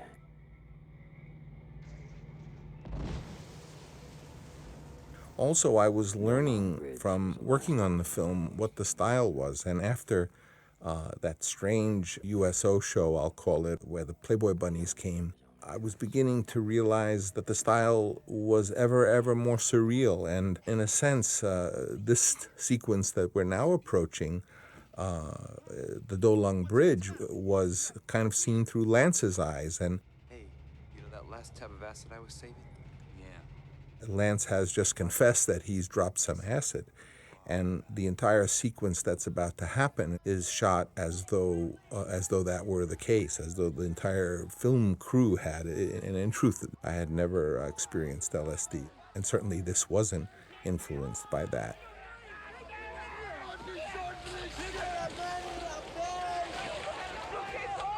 But I was conscious of showing it through Lance's eyes and also through mythical eyes. I mean, this was clearly the inferno of Dante, and the lost souls were crying to get out, and that we were reaching a point where we were at the limit of civilization. It's almost as though, lasciate speranza chi voi entrate, abandon hope if you come to this bridge. Even the situation of the bridge was absurd. I mean, they would build the bridge and the enemy would blow it up, and then they'd build it again so they could say the bridge was working. I don't know how happy this makes me, sir. Why? Now I can get out of here, if I can find a way. Of course, Willard gets his last dossier. In a funny way, Willard was like myself. We were shooting these various strange episodes, and every so often I was going back to this pouch, this dossier, which was the script, and trying to figure out ultimately, okay, what is my mission? What's going to happen as the end? Knowing that as I made the film stranger and explored this phantasmagoric imagery, that the ending that I had wasn't going to work. And I was just terrified. Every night after work, I would go home and I would work on the script. I must have written 500 endings for this movie. I recall this sequence and talking to my father and saying to him, let the music almost sound like the hurdy-gurdy of a carnival.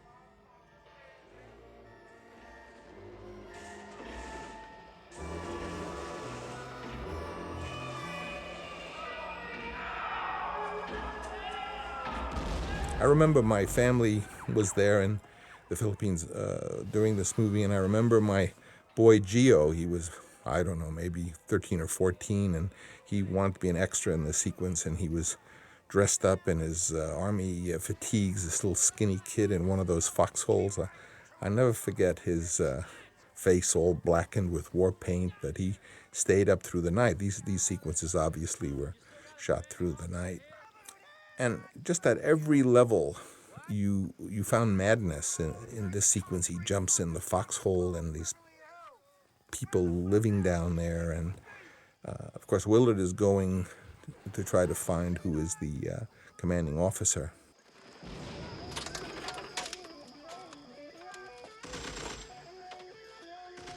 There was a young, talented guitarist named Randy Henson who had been performing a Jimi Hendrix show in which he got done up as Jimi Hendrix and would play the guitar, and it was astounding, his show. I always admired Randy Henson, and his contribution to Apocalypse Now is quite significant. He played those Jimi Hendrix guitar lines that just come out, and it's another element of orchestration because it's as though you orchestrated for helicopter engine and motorboat engine and wind and Jimi Hendrix guitar. Those are all the voices of the movie. Now a sequence that was conceived and written by John Milius, the story of Roach, who was shooting at NBA regulars out there. They literally could talk to each other. That's a tradition from warfare. I don't know how long, but on the ultimate ends of the lines, the soldiers from one side could shout over to the soldiers on the other side and taunt each other, which is what's happening here. Of course, Lance is so spaced out with his little puppy in his vest that he's just like looking at the pretty lights, and I guess that was one aspect of Vietnam why it was a psychedelic war, because there were drugs, and under the influence of those drugs, they would conceivably forget their own safety, just kind of be hypnotized by the beautiful lights and colors, and of course we were trying to express that. And of course, the closer you got to the actual fighting and to the dangerous part, the more and more black soldiers there were, so that it began to be a kind of cultural shift going on in this sequence, as you can see.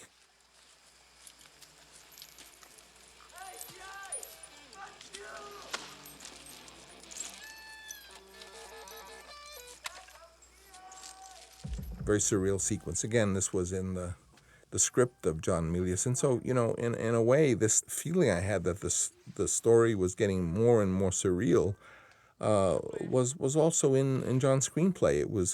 It would do these excursions and take you into the surreal. And again, that's why I felt the type of ending we had was not going to work, or at least I didn't know how to do it. It's curious what I would have done had I ended it with an NBA battle, but I don't know, a battle sequence, to have a great big battle at the end just did not seem right to me. I couldn't accept that, and yet I couldn't come up with an alternative. I tried many, many, many versions, and I couldn't come up with any that would satisfy me. I was watching a movie the other day and had a scene very much like this, I must say. I wondered if they had seen this film. Well, probably they had. Hey, soldier.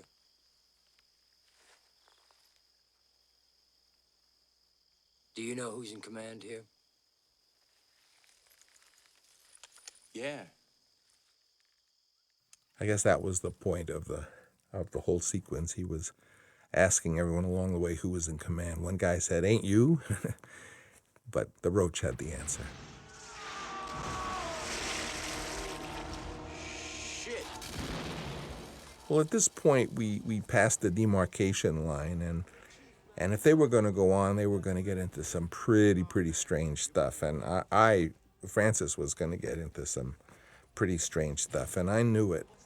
I wasn't sure what that stuff was, but at this point, the style of the movie, as happens on a project, you start the movie day one, you start shooting, and then together you discover things that you find interesting, and then you say, oh yeah, let's do more of that, and after 30 days, you've kind of evolved the style with the camera, with the the look, with the details of the props, and as I say in this case, the smoke grenades, and you find your way as you go. I often think that for me, and perhaps for other people, that filmmaking is sort of like asking a question, and the making of the film and finishing the film is where you get the answer. Now, that's a terrifying thing to tell to a financier, say, well, yeah, I want to make this movie. It's sort of like a question. I don't know what the answer is, but I'm sure that if I can make it, I'll find the answer. And that's why in my career I've often found myself forced to be the financier, as in a way I was in Apocalypse Now, because how else could I find someone who's willing to go on a trip like that into a territory where you don't know the answer? Business doesn't operate that way. You don't make a product that you sort of are not sure that the public is going to buy. You make a product that you've either based on some other product that the public will buy, or that you've tested it. But in a movie or perhaps in a work of art, that's just not the case.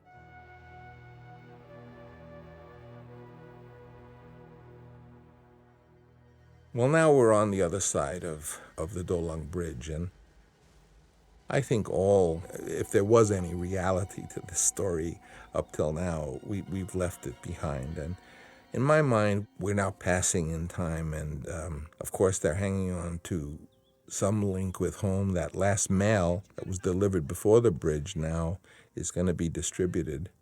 I went to military school when I was a kid, and between being like 16 and 15, the mail just takes on an importance that I couldn't express how important when you got a letter. And very often I wouldn't get a letter, or get a letter once in a while from my family or from some kid at school, or once I even got a letter from a girl. I remember her name, Sally Lieberman. She sent me a letter, and I didn't even know her so well. And Sally Lieberman was beautiful. And in the letter, there were even some pistachio nuts. I can't tell you how I will never forget that letter that I got. And so imagine for these kids, after passing a nightmare like that, getting mail. This letter is a curious thing. It's been intercepted. It was the officer that was sent before Willard to do this dirty job to eliminate Colonel Kurtz, and the only word that they got, he didn't do it, but he sends a letter: sell the car, sell the kids, I'm never coming back. And that's what happens to people who venture there into the unknown jungle. And curiously, the other stuff comes wrapped in the paper with the Manson story, and we felt very much as though that was all connected. Freddie Forrest was very frightened of this scene because he was sure that, as he would put it, the creepy crawlers were going to come and get him, because he referred to the Manson case. Well, now you see what's happening with the colored smoke. What started as marking a helicopter in that first helicopter battle now became a whole religious ritual, and we just couldn't resist. We'd look at one another and I'd say, Vittorio or Dean, should we get some colored smoke out? And of course, we never said no. I asked Larry Fishburne if he could ask his mother to please record the kind of a tape that a mom would send to her young son. His mom did that for us, and that is the tape in the tape recorder. If this tape is any good, I will have Dad and the family send you a tape. The concept here was to try to simulate the tracer bullets. One out of every 10 rounds of these machine guns would have a tracer, so they could see where they were firing. And my thought was to not show the assailants whatsoever and just see the tracers. Tracers are hard to fake. And of course, we were not firing machine gun bullets, so our special effects team, Joe Lombardi and A.D. Flowers, had to come up with basically a simulated tracer effect and would be actually shooting them. Call them glorified Roman candles, but they were more devilish than that. And they actually shot them at us. We were all in the PBR. As the director, I was always on the PBR. And some of them came really close to our actors' heads, notably Larry Fishburne's head. Joe Lombardi and Larry Kavanaugh and A.D. Flowers, I mean, rest in peace, these guys. We will not see their like again, but they were so ingenious and so daring. And, I was always coming up with requests that were sort of impossible. And they say, well, let me think of it. Of course, A.D. Flowers had been back to the days of Godfather, the special effects man, I would say, well, gee, AD, if I wanted to have a guy get shot in the eye through his eyeglasses, how would you do that? You know, he says, well, you couldn't really do it because the glass or the plastic would, hurt the eye, and can't really imagine how to do that. I said, well, would you think about it? And he said, yeah. And of course, he came back and had a solution. And he was here with us on this picture, along with the other fellas I mentioned. Don't tell him, because that's our secret. Anyhow, do the right thing. Stay out of the way of the bullets. Now the toll has taken, as of course always happens, the youngest and the dearest, and the young boy is killed. Really heartbreaking. I mean, of course, our young actor was, making believe, but I could imagine it taking someone like the kid, like the young boy, and I realized at this point there was going to start to be a head count, and that I wasn't even sure. The script didn't even indicate how many people would bite the dust. It wasn't exactly worked out in the script. I was sort of just taking opportunities now as I saw them. I was really at this point beyond the pale, as they say, and inventing this as I was going along.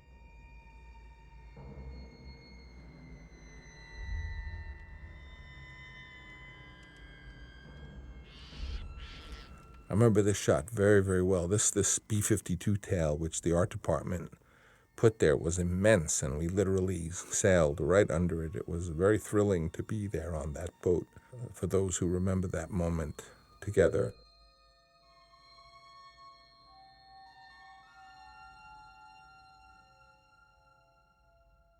In this part of the film, as we're moving through time, as we're passing through the fog and we're passing under the B-52 tail, the boat goes back in time and goes further into primitive period.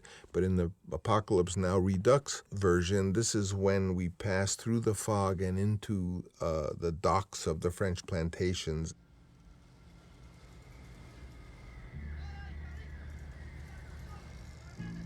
Now, very much like Heart of Darkness, they're lost in the fog. We felt lost. I felt lost. All through this shooting, I did not know what the ending was going to be. And I knew that it was not going to be what I had on paper. And I would just go home at night and stay up all through the night. So I was pretty exhausted. And what made it worse is, this whole Italian crew, we were on this little island of a boat, and this entire Italian crew was smoking. And so I started smoking cigarettes for the first time. And I'm sure that began to wreak havoc with my system. I was smoking Balkan Zebroni cigarettes without filters.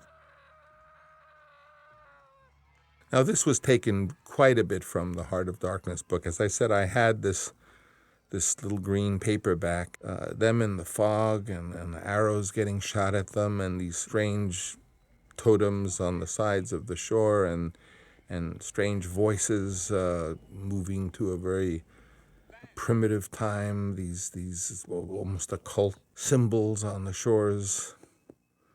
I think at this point, I didn't, as I said, I didn't have a script for the ending, and so I think I just basically didn't have a script. As if the boat were being sucked upriver. I wish I could find that copy of Heart of Darkness I had, because I had it all marked up. It was a green paperback, and at that point, that's all I was referring to. They call it back in the Trang. So this is very much exactly Heart of Darkness, the Joseph Conrad.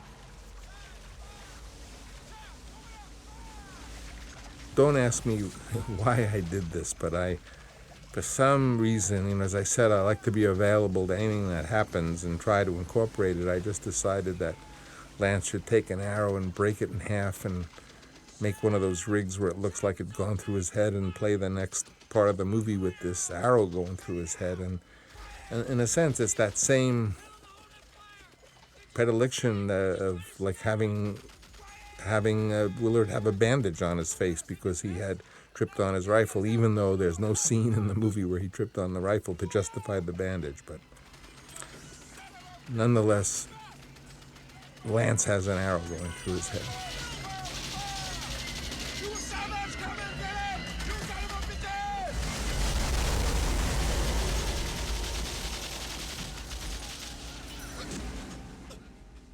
Again, exactly out of the Heart of Darkness of Conrad. Wasn't in the script. There was no script at this point.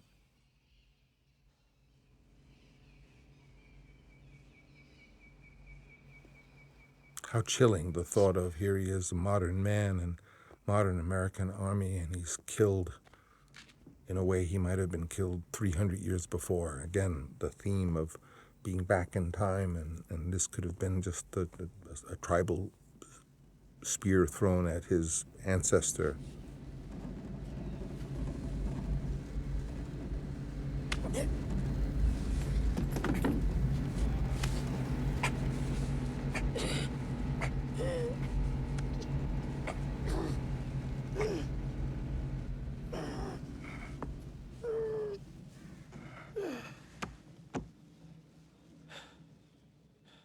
By then, I guess I was pretty sure that one by one, the crew on the boat were all going to lose their life one way or the other.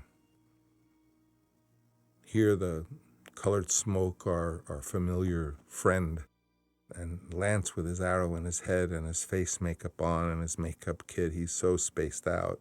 Sam Bottoms evolved this character really out of the experience of working on the film. Imagine if we had to shoot this scene, because of schedule reasons first, it would have been a realistic kid, Lance, trying to bury the chief. It would have been, it's very odd. Had we started this movie because of schedule reasons at this point, how interesting that it would have all been super realistic, and only took on this tone because we had been going on the journey ourselves and we were changing as we were making the film. Beautiful theme my father wrote, this musical theme here. I thought you were going in to blow up a bridge or some fucking railroad tracks or something. Sorry. No, wait, we'll go together. On the boat. We'll go with you. So really, those kinds of things you do, like making the decision to make this arrow rig when I did, you have to live with it. And he had to have been wearing it throughout that whole sequence. And now in a very serious scene, such as the burial of the chief, that arrow's on his head. And had it been a wrong decision, had it been just absurd, of course it was absurd. And maybe at this point, the movie was embracing all absurdities, but it's just interesting to realize how when you make those decisions and decide, well, I'm going to do this, that then you live with it for a while. And that's how a lot of things happened in this film. So I talked about the bandage, but that little dog, the fact that he took the dog and only lost the dog in the scene of the firefight, when he kept saying, "Where's the dog? Where's the dog?"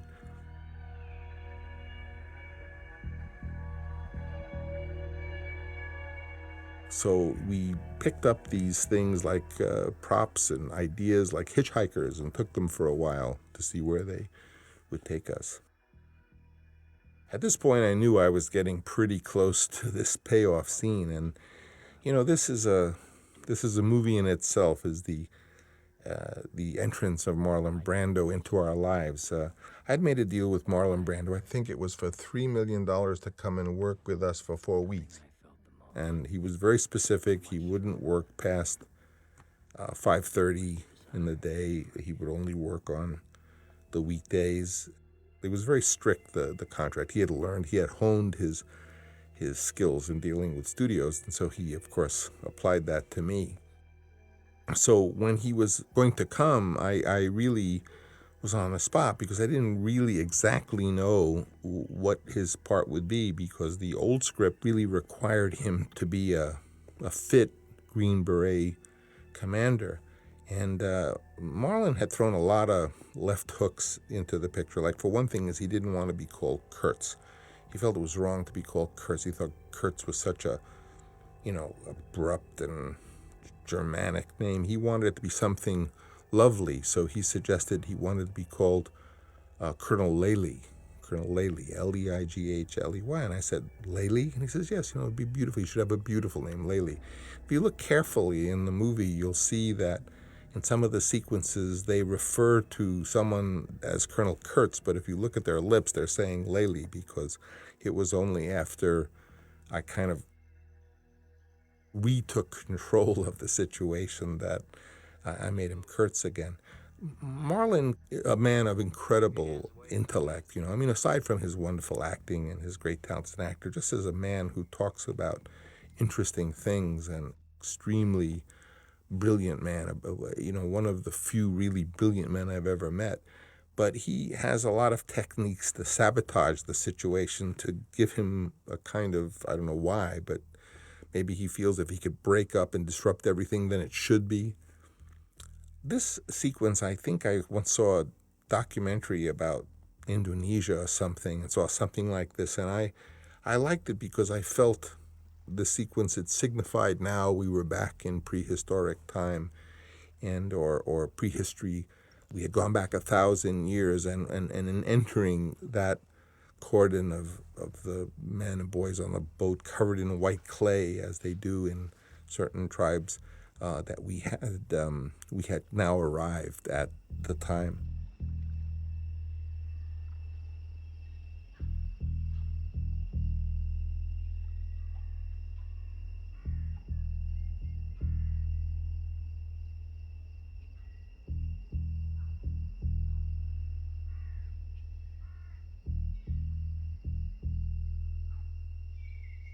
An interesting thing, in my conception for Apocalypse Now, I wanted it to have no credits, no names and credits on it and stuff. And I didn't. When the film came out, there was just a program, but there was no credit sequences on the picture. But it had to have the word Apocalypse Now with a copyright sign on it so that it would be copywritten. And you'll notice on the wall it says our motto, Apocalypse Now. That is for legal purposes because there were no credits.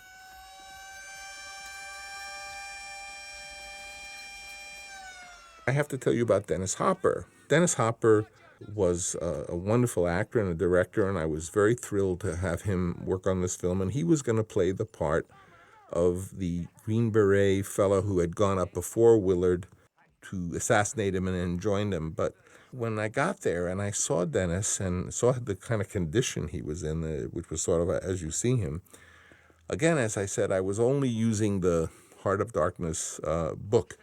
And there's a character in Heart of Darkness known as the Russian, and he's described as being this kind of strange guy. He's a Russian, and he's dressed in a kind of almost a harlequin kind of clothes. And the book, those of you who know the book or you refer to it, you'll see that character. And just looking at Dennis Hopper, what he looked like, I just said, wow, I'm not going to have you play Colby, the officer, Green Beret officer who goes there. I'm going to have you be a kind of new version of this Russian in the book. And I literally got some Montagnard type of jacket and put it on him. And I remember reading about a famous photojournalist named Sean Flynn, I think the son of Errol Flynn, who was a war photographer in Vietnam. I think ultimately disappeared or was lost, and was famous for his behavior, I guess the drug-induced behavior. And I thought, well, what if I kind of concocted a character right that first day when I met Dennis? And I remember literally taking the clothes and sort of dressing him like that and putting cameras on him, making him a photojournalist. I mean, this did not exist in the script. This was like the arrows in the head or any of these things, just doing it on the cuff. And took another actor, Scott Glenn, and had him play Colby. You'll see him shortly. And really had no idea of what to do with Dennis Hopper. Dennis Hopper, however, was in rare form. He's such a brilliant person, such an intelligent person, Dennis. And in those days, he was living pretty much on the edge. And this stuff sort of poured out of him, and we would talk, and he would say these things, in our discussions and rehearsals, and I'd type them up and then make that be the script. And then, of course, he would improvise on top of that. This is altogether a creation of Dennis Hopper, that he took this cue that, and I assume he read the book. I don't know if he was conditioned to read, but he looked at the character in the book, the Russian. Somehow this emerged, I don't know what we called him, the photojournalist. Very cool. Lay back, dig it. He gets friendly again, he really does. But you don't judge the colonel. You don't judge the colonel like an ordinary man.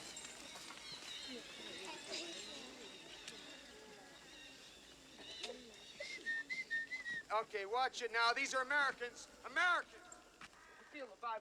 Now that tall fella with the green beret hat with the shotgun is Colby. Colby is the man who wrote the letter. Sell the kid, sell the car, forget it, I'm never coming home. That's Charlie Robertson, one of his men.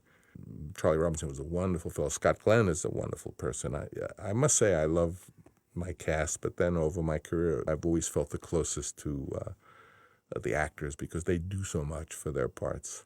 So right on the cuff, I had Scott Glenn was just going to play one of the fellas there, and I said, okay, you're going to be Colby. And so he cooked up this character, and he had the shotgun. He was going to get a obsession with the shotgun and paint his face with blood and stuff.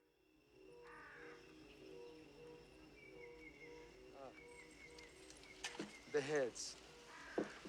You're looking at... A lot of these heads that you see on the pavement there, on the dirt and on the stairs, of course, are real people who, there's holes dug in the ground, and they're just waiting. You know, after the take, we would put umbrellas over them so that they would be cooler, but they're living people down there in the ground. And one of them, my very good friend Tony Dingman, who remembers this as one of the most horrible experiences of his life, being stuck in that hole for all those hours, even with the umbrella and the water. He's gone away. He disappeared out in the jungle with his people. You see that with Chef, he's put a banana leaf on his head. Everyone's gone pretty native here. He forgets himself. Captain. I'm leading up to this big moment where you're going to see Brando, and I still don't know what's going to happen when you see him. Now, the real shocker for me is that when Brando arrived, when I met him in California for this part, you know, he was big, but he said, you know, because we had worked on The Godfather, he's going to, you know, lose a lot of this weight. And of course, we had to have costumes. In other words, if he was going to be a Green Beret colonel, he had to wear army clothes. He had to look like a Green Beret colonel. But when I saw Marlon, he was gigantic. He was bigger than a water buffalo. He was so big. He had gained weight to the proportion that, unfortunately, we know of in his later life that he did. You know, Marlon was very embarrassed about it. He's not to say the least, he's not an unfeeling person. He's a very, very strong feeling person. So I said to him, well, we can't play him as a Green Beret colonel because he's so big. But what if we show when Willard finally sees him that what if he's this great big guy and he's kind of got a sarong on and he's eating a mango and he's got his arm around a cute native girl?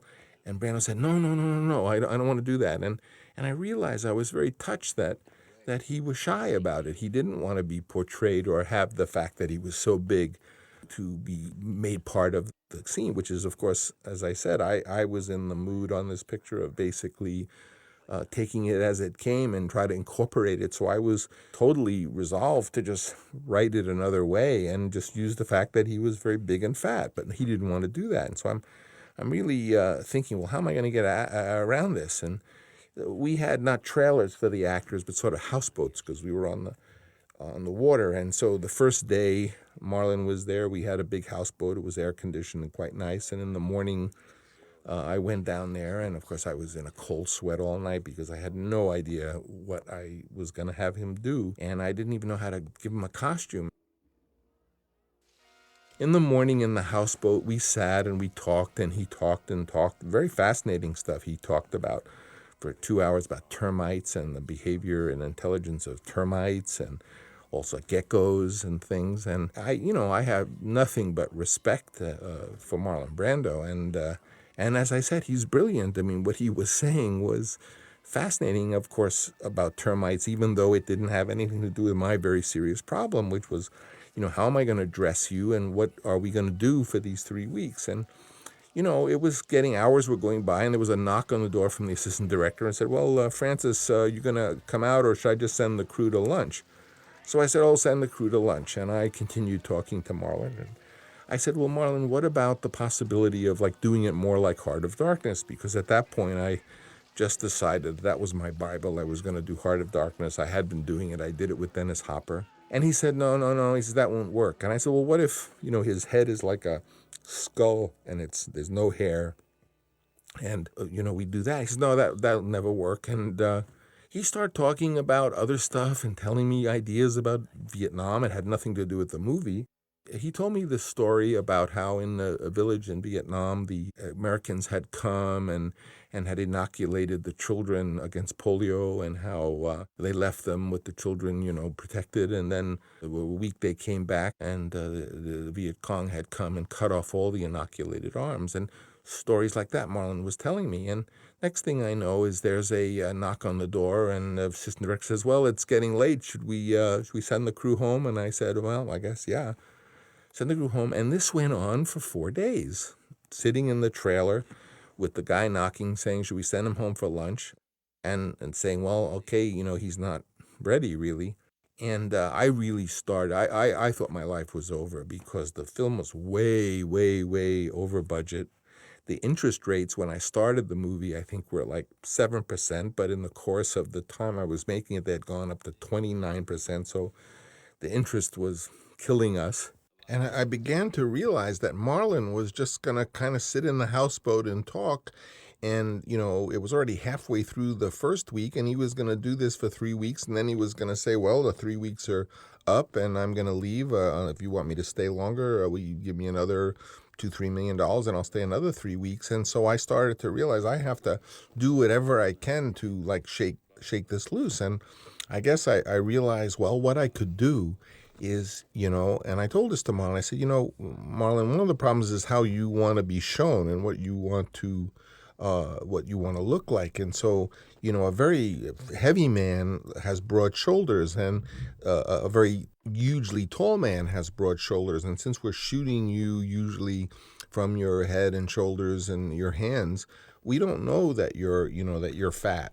So if I could have a double who is a giant man who's like 7 feet tall, you'll look like a giant. And in fact, I had such a man, Pete Cooper, who was our advisor of the PBR boat, who had been in the service in those boats. And I said I could have him look like a really giant-sized man. So, he thought of this, and that night we left, and of course I went home, and as I was every night, I was just like, in a cold sweat and heartbroken, because not only did I not have an ending, and not only was I going to lose Marlon Brando shortly, but, it was all my home and my vineyard, which at that point was, I didn't know all that well, but it was all there with the bank. And so it wasn't just an artistic fall from grace, it was going to be a financial one as well. So I came to work the next morning, and I was astounded, because there was Marlon Brando, and he had no hair. He had cut all his hair off. And I remember saying to him, but Marlon, that's like Kurt's in the book. I thought you said that wouldn't work, that you read Heart of Darkness, and that the Kurt says he's in the book wouldn't work. And he looked at me with a little kind of puckish smile, and he said, well, I lied. I said, you lied? What do you mean? He said, I'd never read Heart of Darkness. I read it last night, and this morning I cut off my hair. So, torn between fury that for like 5 days I'd been talking to him after he rejected the idea of having a skull-like head, saying that he read it and it wouldn't work. Now that I saw, what a cosmic practical joker he was, except he was playing with my life, saying that he hadn't even read it. And now, of course, I was overjoyed that he had cut his hair off and he had this, magnificent, Marlon has always had this magnificent face. And here we are seeing him bald. And so sure enough, I got them to get some huge, extra large size black pajamas, which I am told I still have that set of pajamas. I noticed recently he auctioned off everything, including letters from me. I have his large pajamas. I could auction that off, but I won't.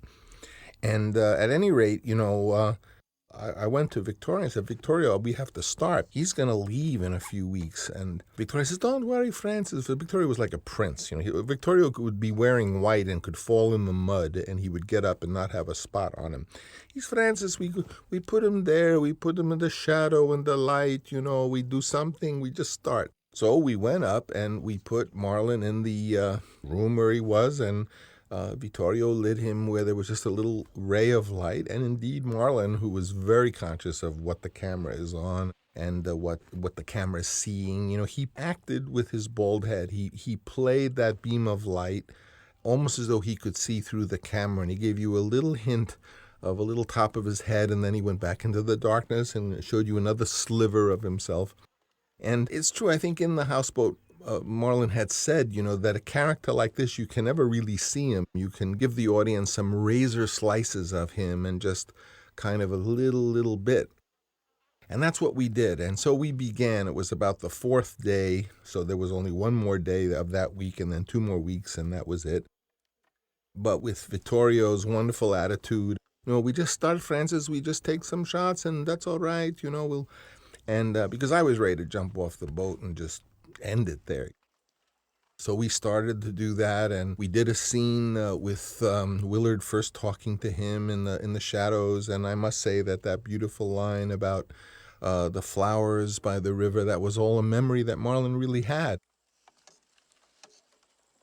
I think he was stalling because he didn't know how to do it either, and just as I didn't have a concept on how to continue, he didn't, and so he was talking about termites and things, maybe hoping that I would glean something here or there, put together an idea. But once there was a breakthrough, once we had decided that at least it's going to be like the book, then we had a way to go, and Marlon poured out some extraordinary personal memories that are referred to in that first scene, and even that line, are you an assassin? I'm a soldier. No, you're a grocery boy sent by merchants to collect the bill. That was Marlon's line. Oh, yeah. He's dying, I think. So I think once he had a direction to go, then he started to go, and we started to shoot every day. Also, Dennis Hopper, I would do scenes with Dennis Hopper.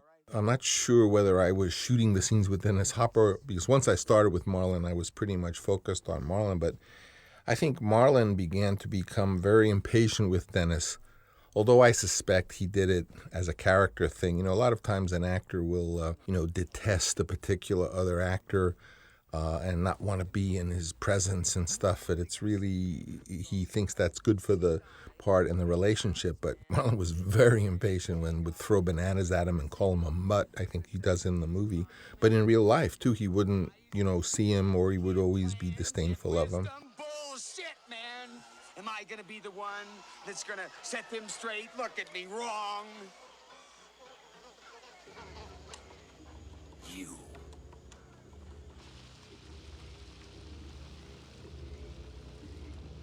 Almost 8 hours.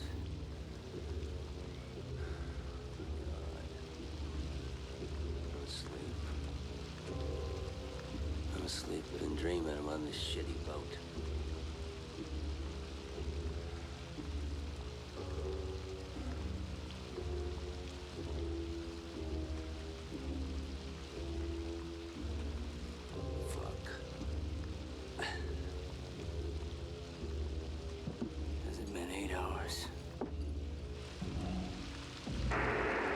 Almighty, almighty. This is PBR Street Gang. Radio check, over. PBR Street Gang, this is Almighty, standing by, over. And meanwhile, I was weaving together what plot I could, the idea that Lance had gone native and that there was a radio call that could call in an airstrike if they had to. I had no idea of which way the story was going to go, and I would just kind of each day invent something. And one day on the call sheet, Freddie Forrest got on the call sheet that there would be Chef's head, and he didn't know he was going to even die in the movie. So Freddie really said, "What is this, my head? This means I'm over, I'm done? Is it going to be my head?" And I said, "Well, Freddie, that's... we think it'd be really interesting if Marlon went in there by the boat because you were at the boat, and it'd be an interesting plot turn if, he just comes and dumps your head in Martin Sheen's lap." And as I said, there was no script, so these things were just like each night we would dream up something and it would go out on a call sheet. And Freddie got the call sheet that we were going to make him up to be a cut-off head, and we did.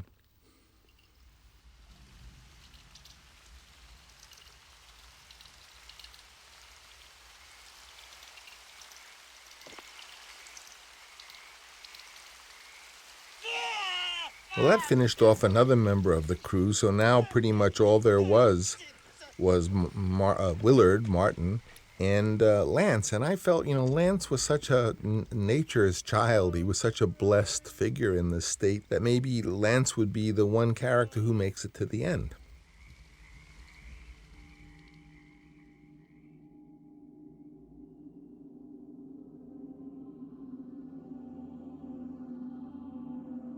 By now, I began to feel that, one way or the other, I was going to just barrel through this. And the way we had been going, just taking every idea, every opportunity that I could pick up along the way and do my best to fashion it into a series of scenes which hopefully we could cut together into an ending. So much of what Marlon had even been talking about in the houseboat was fascinating, and I would record it.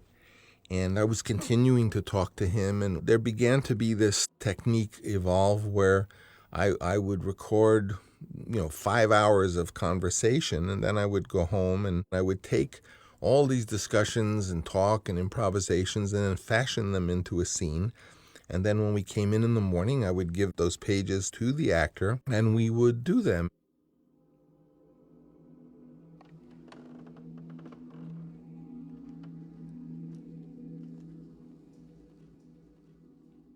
Again, this is the show a sliver of him, an array of light type of moment, to show as little of Marlon as you possibly can. And in a way, cinema is sort of more like poetry than literature, and it's all about expressing things and saying things that you don't say, trying to say it another way, to use metaphor or simile or synecdoche or any of these other poetic techniques where you express one thing by, in fact, showing something quite different, and the audience puts it together. And cinema is at its best when it expresses things without really expressing them.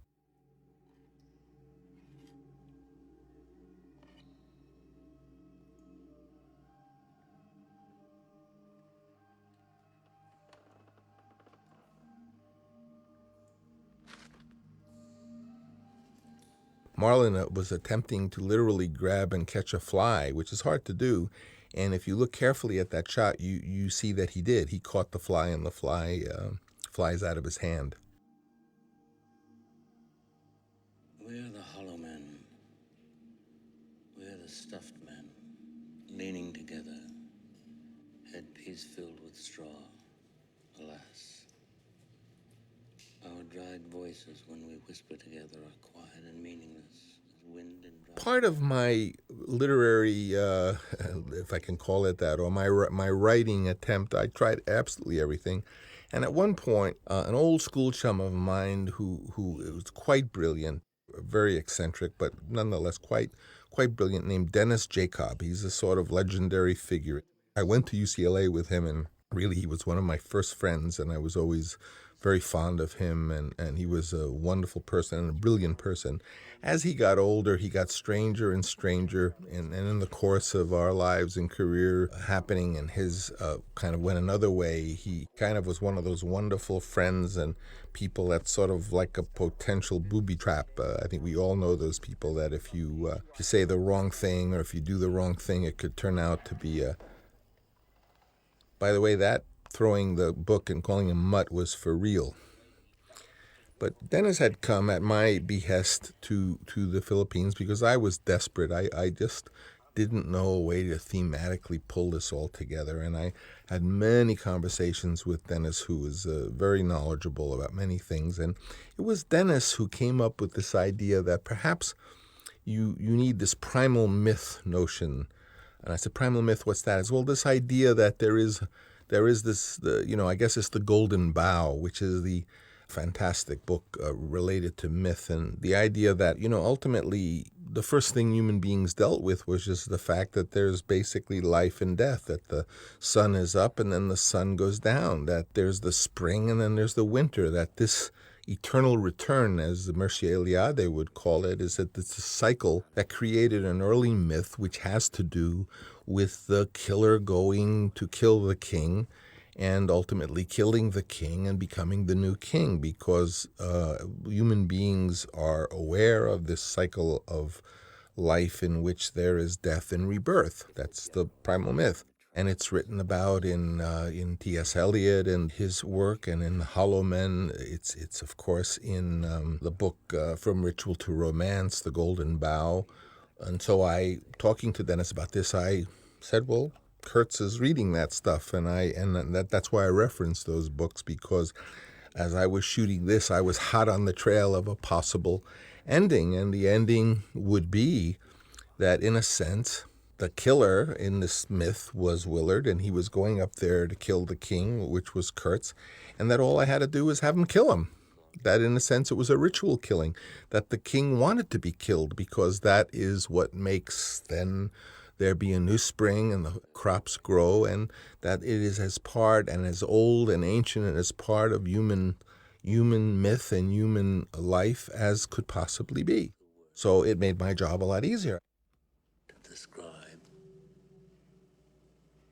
what is necessary to those who do not know what. Dennis really didn't say to me, okay, yeah, just do this. But Dennis filled my head with this idea of this story of the killer who goes up there and referenced The Hollow Man and these various other literary pieces and books on myth. And I said, well, this makes it very easy, because it means all I have to do is I just have to kill him. That Willard just will kill him. And that's the ending that I needed. But somehow, out of killing him, something new grows and something bigger comes of all of it. And so then I was resolved, well, that's what I'm going to do. I remember when I was with Special Forces. Seems 1,000 centuries ago. We went into a camp to inoculate some children. One of those evenings I was home, in my traditional cold sweat. My wife, Eleanor, was shooting a documentary about the making of Apocalypse Now, and she came home very excited, and she had spent all night with the ceremonies of the Ifugao people. Now, to explain the Ifugao people are native people who live in the Philippines, much as the Montagnards, who were peoples who lived in the mountains, lived in Vietnam. They were of really a different ethnic background, and they lived in the same land. And they were, in the case of these people, the Ifugao, they had been headhunters really until very, very recently. They lived in communities quite differently than your normal type of Philippine community. And I had, with the art director, Dean Tavares, we had an idea. And we had a young production assistant named Eva Gardos, who in fact became a director that had come to help us. And a very bright young lady. And I said, Eva, I want you to go to the area where the Ifugao people live, up in the rice paddies up in the mountains. And I want you to kind of meet with the chief. And I want you to be my emissary and tell them that I would like them to come with their whole tribe and live on our set. And we'll build a set according to houses that they would like, the village. And I want them to be in the movie. We'll be shooting their community. And this young girl goes up there, and she, in fact, pulls it off. And the entire tribe of the Ifugao people moved down to our set. We built them a village right there, and they were living there while we were building it. And they had a contract that we were going to be paid. But part of their contract was very interesting. Every day they had to have so many chickens to sacrifice. Once a week they'd have a pig to sacrifice. And the sacrificial ceremonies of their rituals were more important than the money. And of course they had to have, for the really big celebration they had to have a water buffalo to sacrifice, or 2 water buffaloes to sacrifice. And my wife had just come back with this saran wrap object in a bag, and she says, you have to see this ritual. They prayed all through the night, and then the next morning they killed a caribou. They hacked it to death with machete, and it was their tradition. And of course, the caribou was supplied by the production as part of the contract. And since you're the big chief, they were very concerned you weren't there, and they wanted me to bring you the heart of the animal because they wanted to present it to you as a thing to honor you. And here was this large heart of a caribou to honor me. And I said, well, what should I do with it? And she said, well, I don't know. I maybe you're supposed to eat it. So I said, well, put it in the freezer and I'll get around to it. But, I have a tack now of what I'm going to do. Willard is just going to come up here and he's going to be the killer. It's like he was sent to kill Kurtz, and he's going to kill Kurtz, and that's the ending. And it struck me that the people killing the caribou, in a way, was the same thing. She said it wasn't like a scary thing or a horrific thing, that it was like Thanksgiving. The children were laughing and the old people were smiling, and it was like being with the family on Thanksgiving, that the caribou being killed was symbolic of that life would go on. Everything I did, everything... By the way, that Kurtz is not Kurtz. That's Pete Cooper, this immense, tall guy, which is how we tried to make it look like Marlon is not really heavy. If you understand me, Willard, you will do this for me.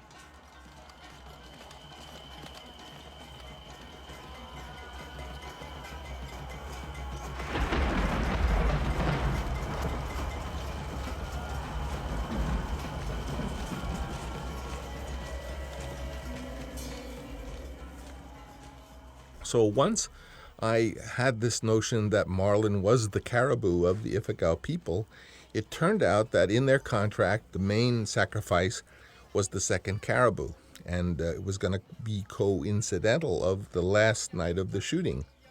Well, that put me in a tremendously moral quandary, because since the animal was really going to be killed by the people, of course, I wanted to incorporate Lance, who by now had almost become one of them.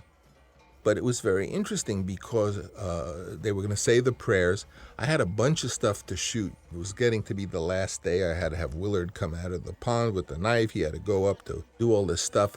So they said, well, listen, kill the caribou, have the people sacrifice the caribou earlier in the evening, because if something doesn't work out right, then you can have another caribou and you can kill the other caribou and you can, it's like take two.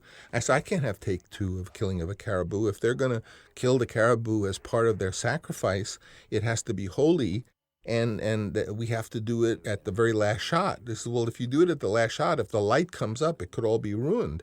We suggest that you don't do everything else first, but that you do get the slaughter of the caribou. And I said, I can't do it. It seems to me wrong. That in a sense, I'm not asking for the animal to be killed. The animal is going to be killed because it is their ritual, and all I'm going to do is film it. So I have to shoot all of this other stuff of Marty, putting war paint and climbing stealthily to kill him. And in some way, I have to make the analogy that he is going to kill the king, Kurtz. And I have to make the analogy that it's the same as the caribou being killed, because that's how life will go forward out of this ritual killing. They have to do it when they're going to do it. And I can't do two animals. I mean, if I do two animals, then I'm just killing this animal. I don't want to do that, So we shot all of the scene, and the light was getting closer and closer, and they said, it's not going to work. And we're hurrying up, and Willard has got the war paint, and he sneaks up there and does all this ritualistic with his knife and what have you. And the animal is there, and the people want to continue with their ceremony to kill the caribou. But I said they can't kill it until we shoot all this other stuff, because it must be the last thing of the night. It must be of the sequence, by the way. That it would be bad, bad karma to not have, when the animal is killed, to have it be killed in a sacred way.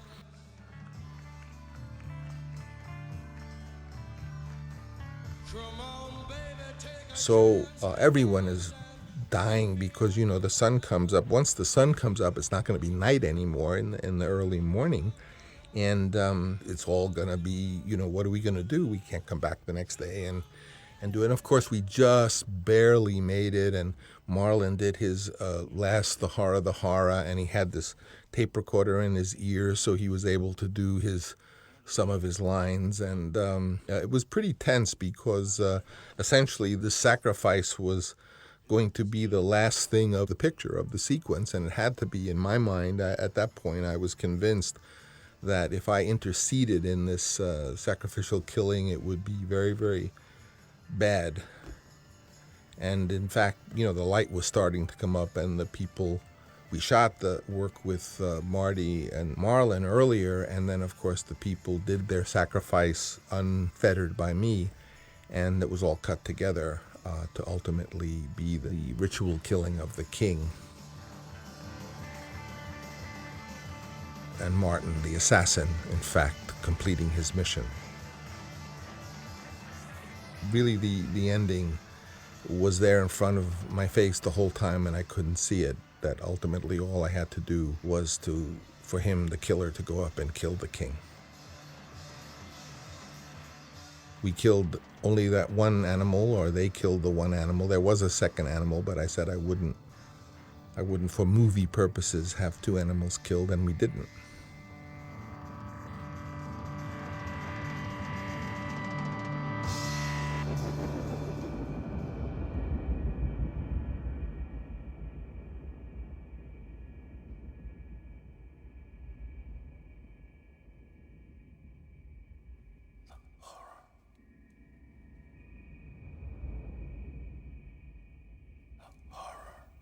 I can recall my little daughter, Sophia. She was such an interesting kid. And once she was very sick, and she was in a sweat. She must have been 7 or 8 years old, I don't know. And she was all in a sweat, and she was there and, almost semi-conscious. And I leaned and got very close to her, and she whispered to me, "Tahara, Tahara."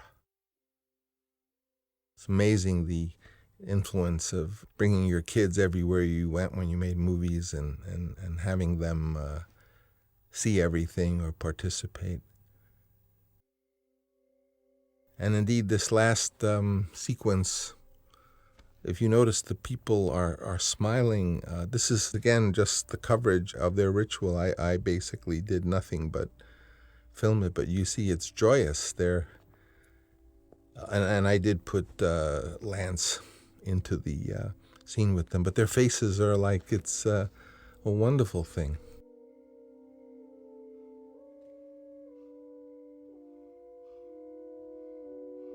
Well, my thought was, now Willard had killed the king, and so he was the king. And he goes out to the people, and you think he had just killed their god, their Kurtz, that maybe they would just all descend upon him and tear him to pieces.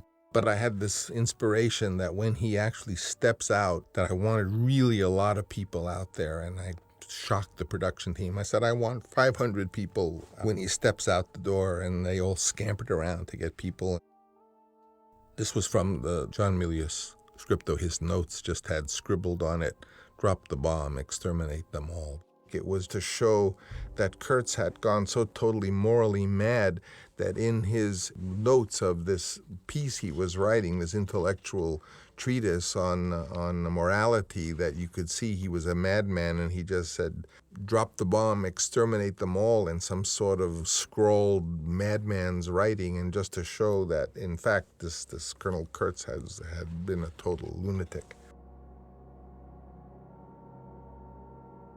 John Milius is an extraordinarily talented person and very entertaining person to talk to, and people think that he's, because he's always talking about this violent stuff, guns and what have you, he loves guns, but, indeed he really is one of the sweetest people that exists, and underneath that exterior, there are people I've met, John, even Oliver Stone's a little bit like it, where they're, really macho guys and stuff, but they're really extremely sweet and almost like a kid in a sense, but John is a very lovable person.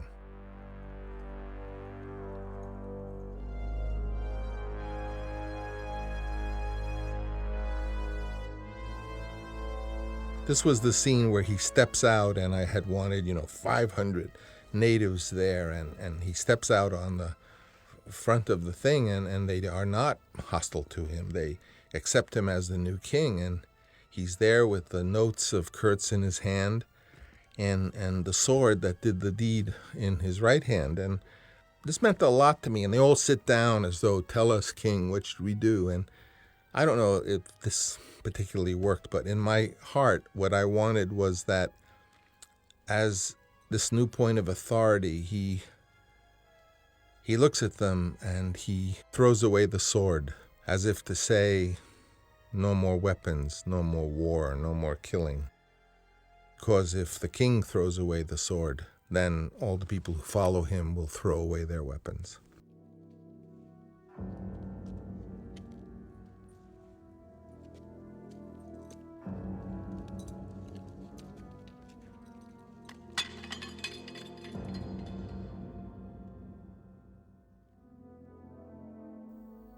And of course I meant this as a gesture to the idea that if you go in, if you descend into the Hara and come out, and there is going to be a new day, a new king, a new spring, and the people will follow the leader, if the leader understands that the only way to defeat the cycle of war is to embrace love. Sound hokey, but it's the truth. Is to give up the weapons and live a life as opposite from war as possible, and set that example, that perhaps then the cycle could be broken. And symbolically, I was intending, that he takes Lance by the hand, who represents a kind of lost youth, and he takes him by the hand and he leads them back to the boat. And I had mined this Kurt's compound, which was like Angkor Wat, with explosives.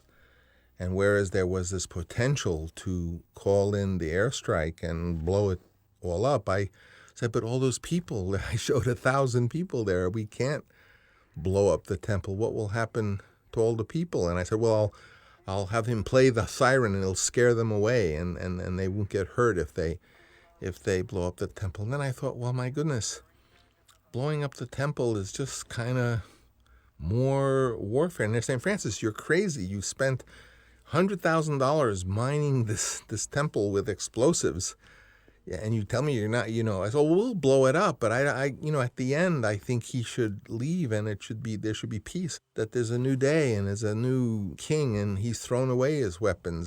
Somehow it feels wrong for me to drop bombs on this place, and I think all those kids there, they're going to all get blown up. And so I went with my conviction.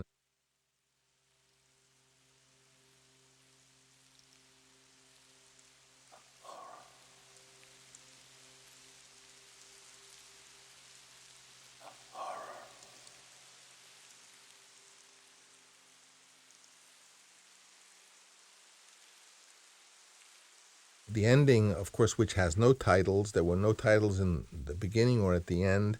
As I said, people came to the film and they were given a program. And at the end, there is a moment hearkening back to that first scene in the beginning of the picture, and you hear the horror, and it's over.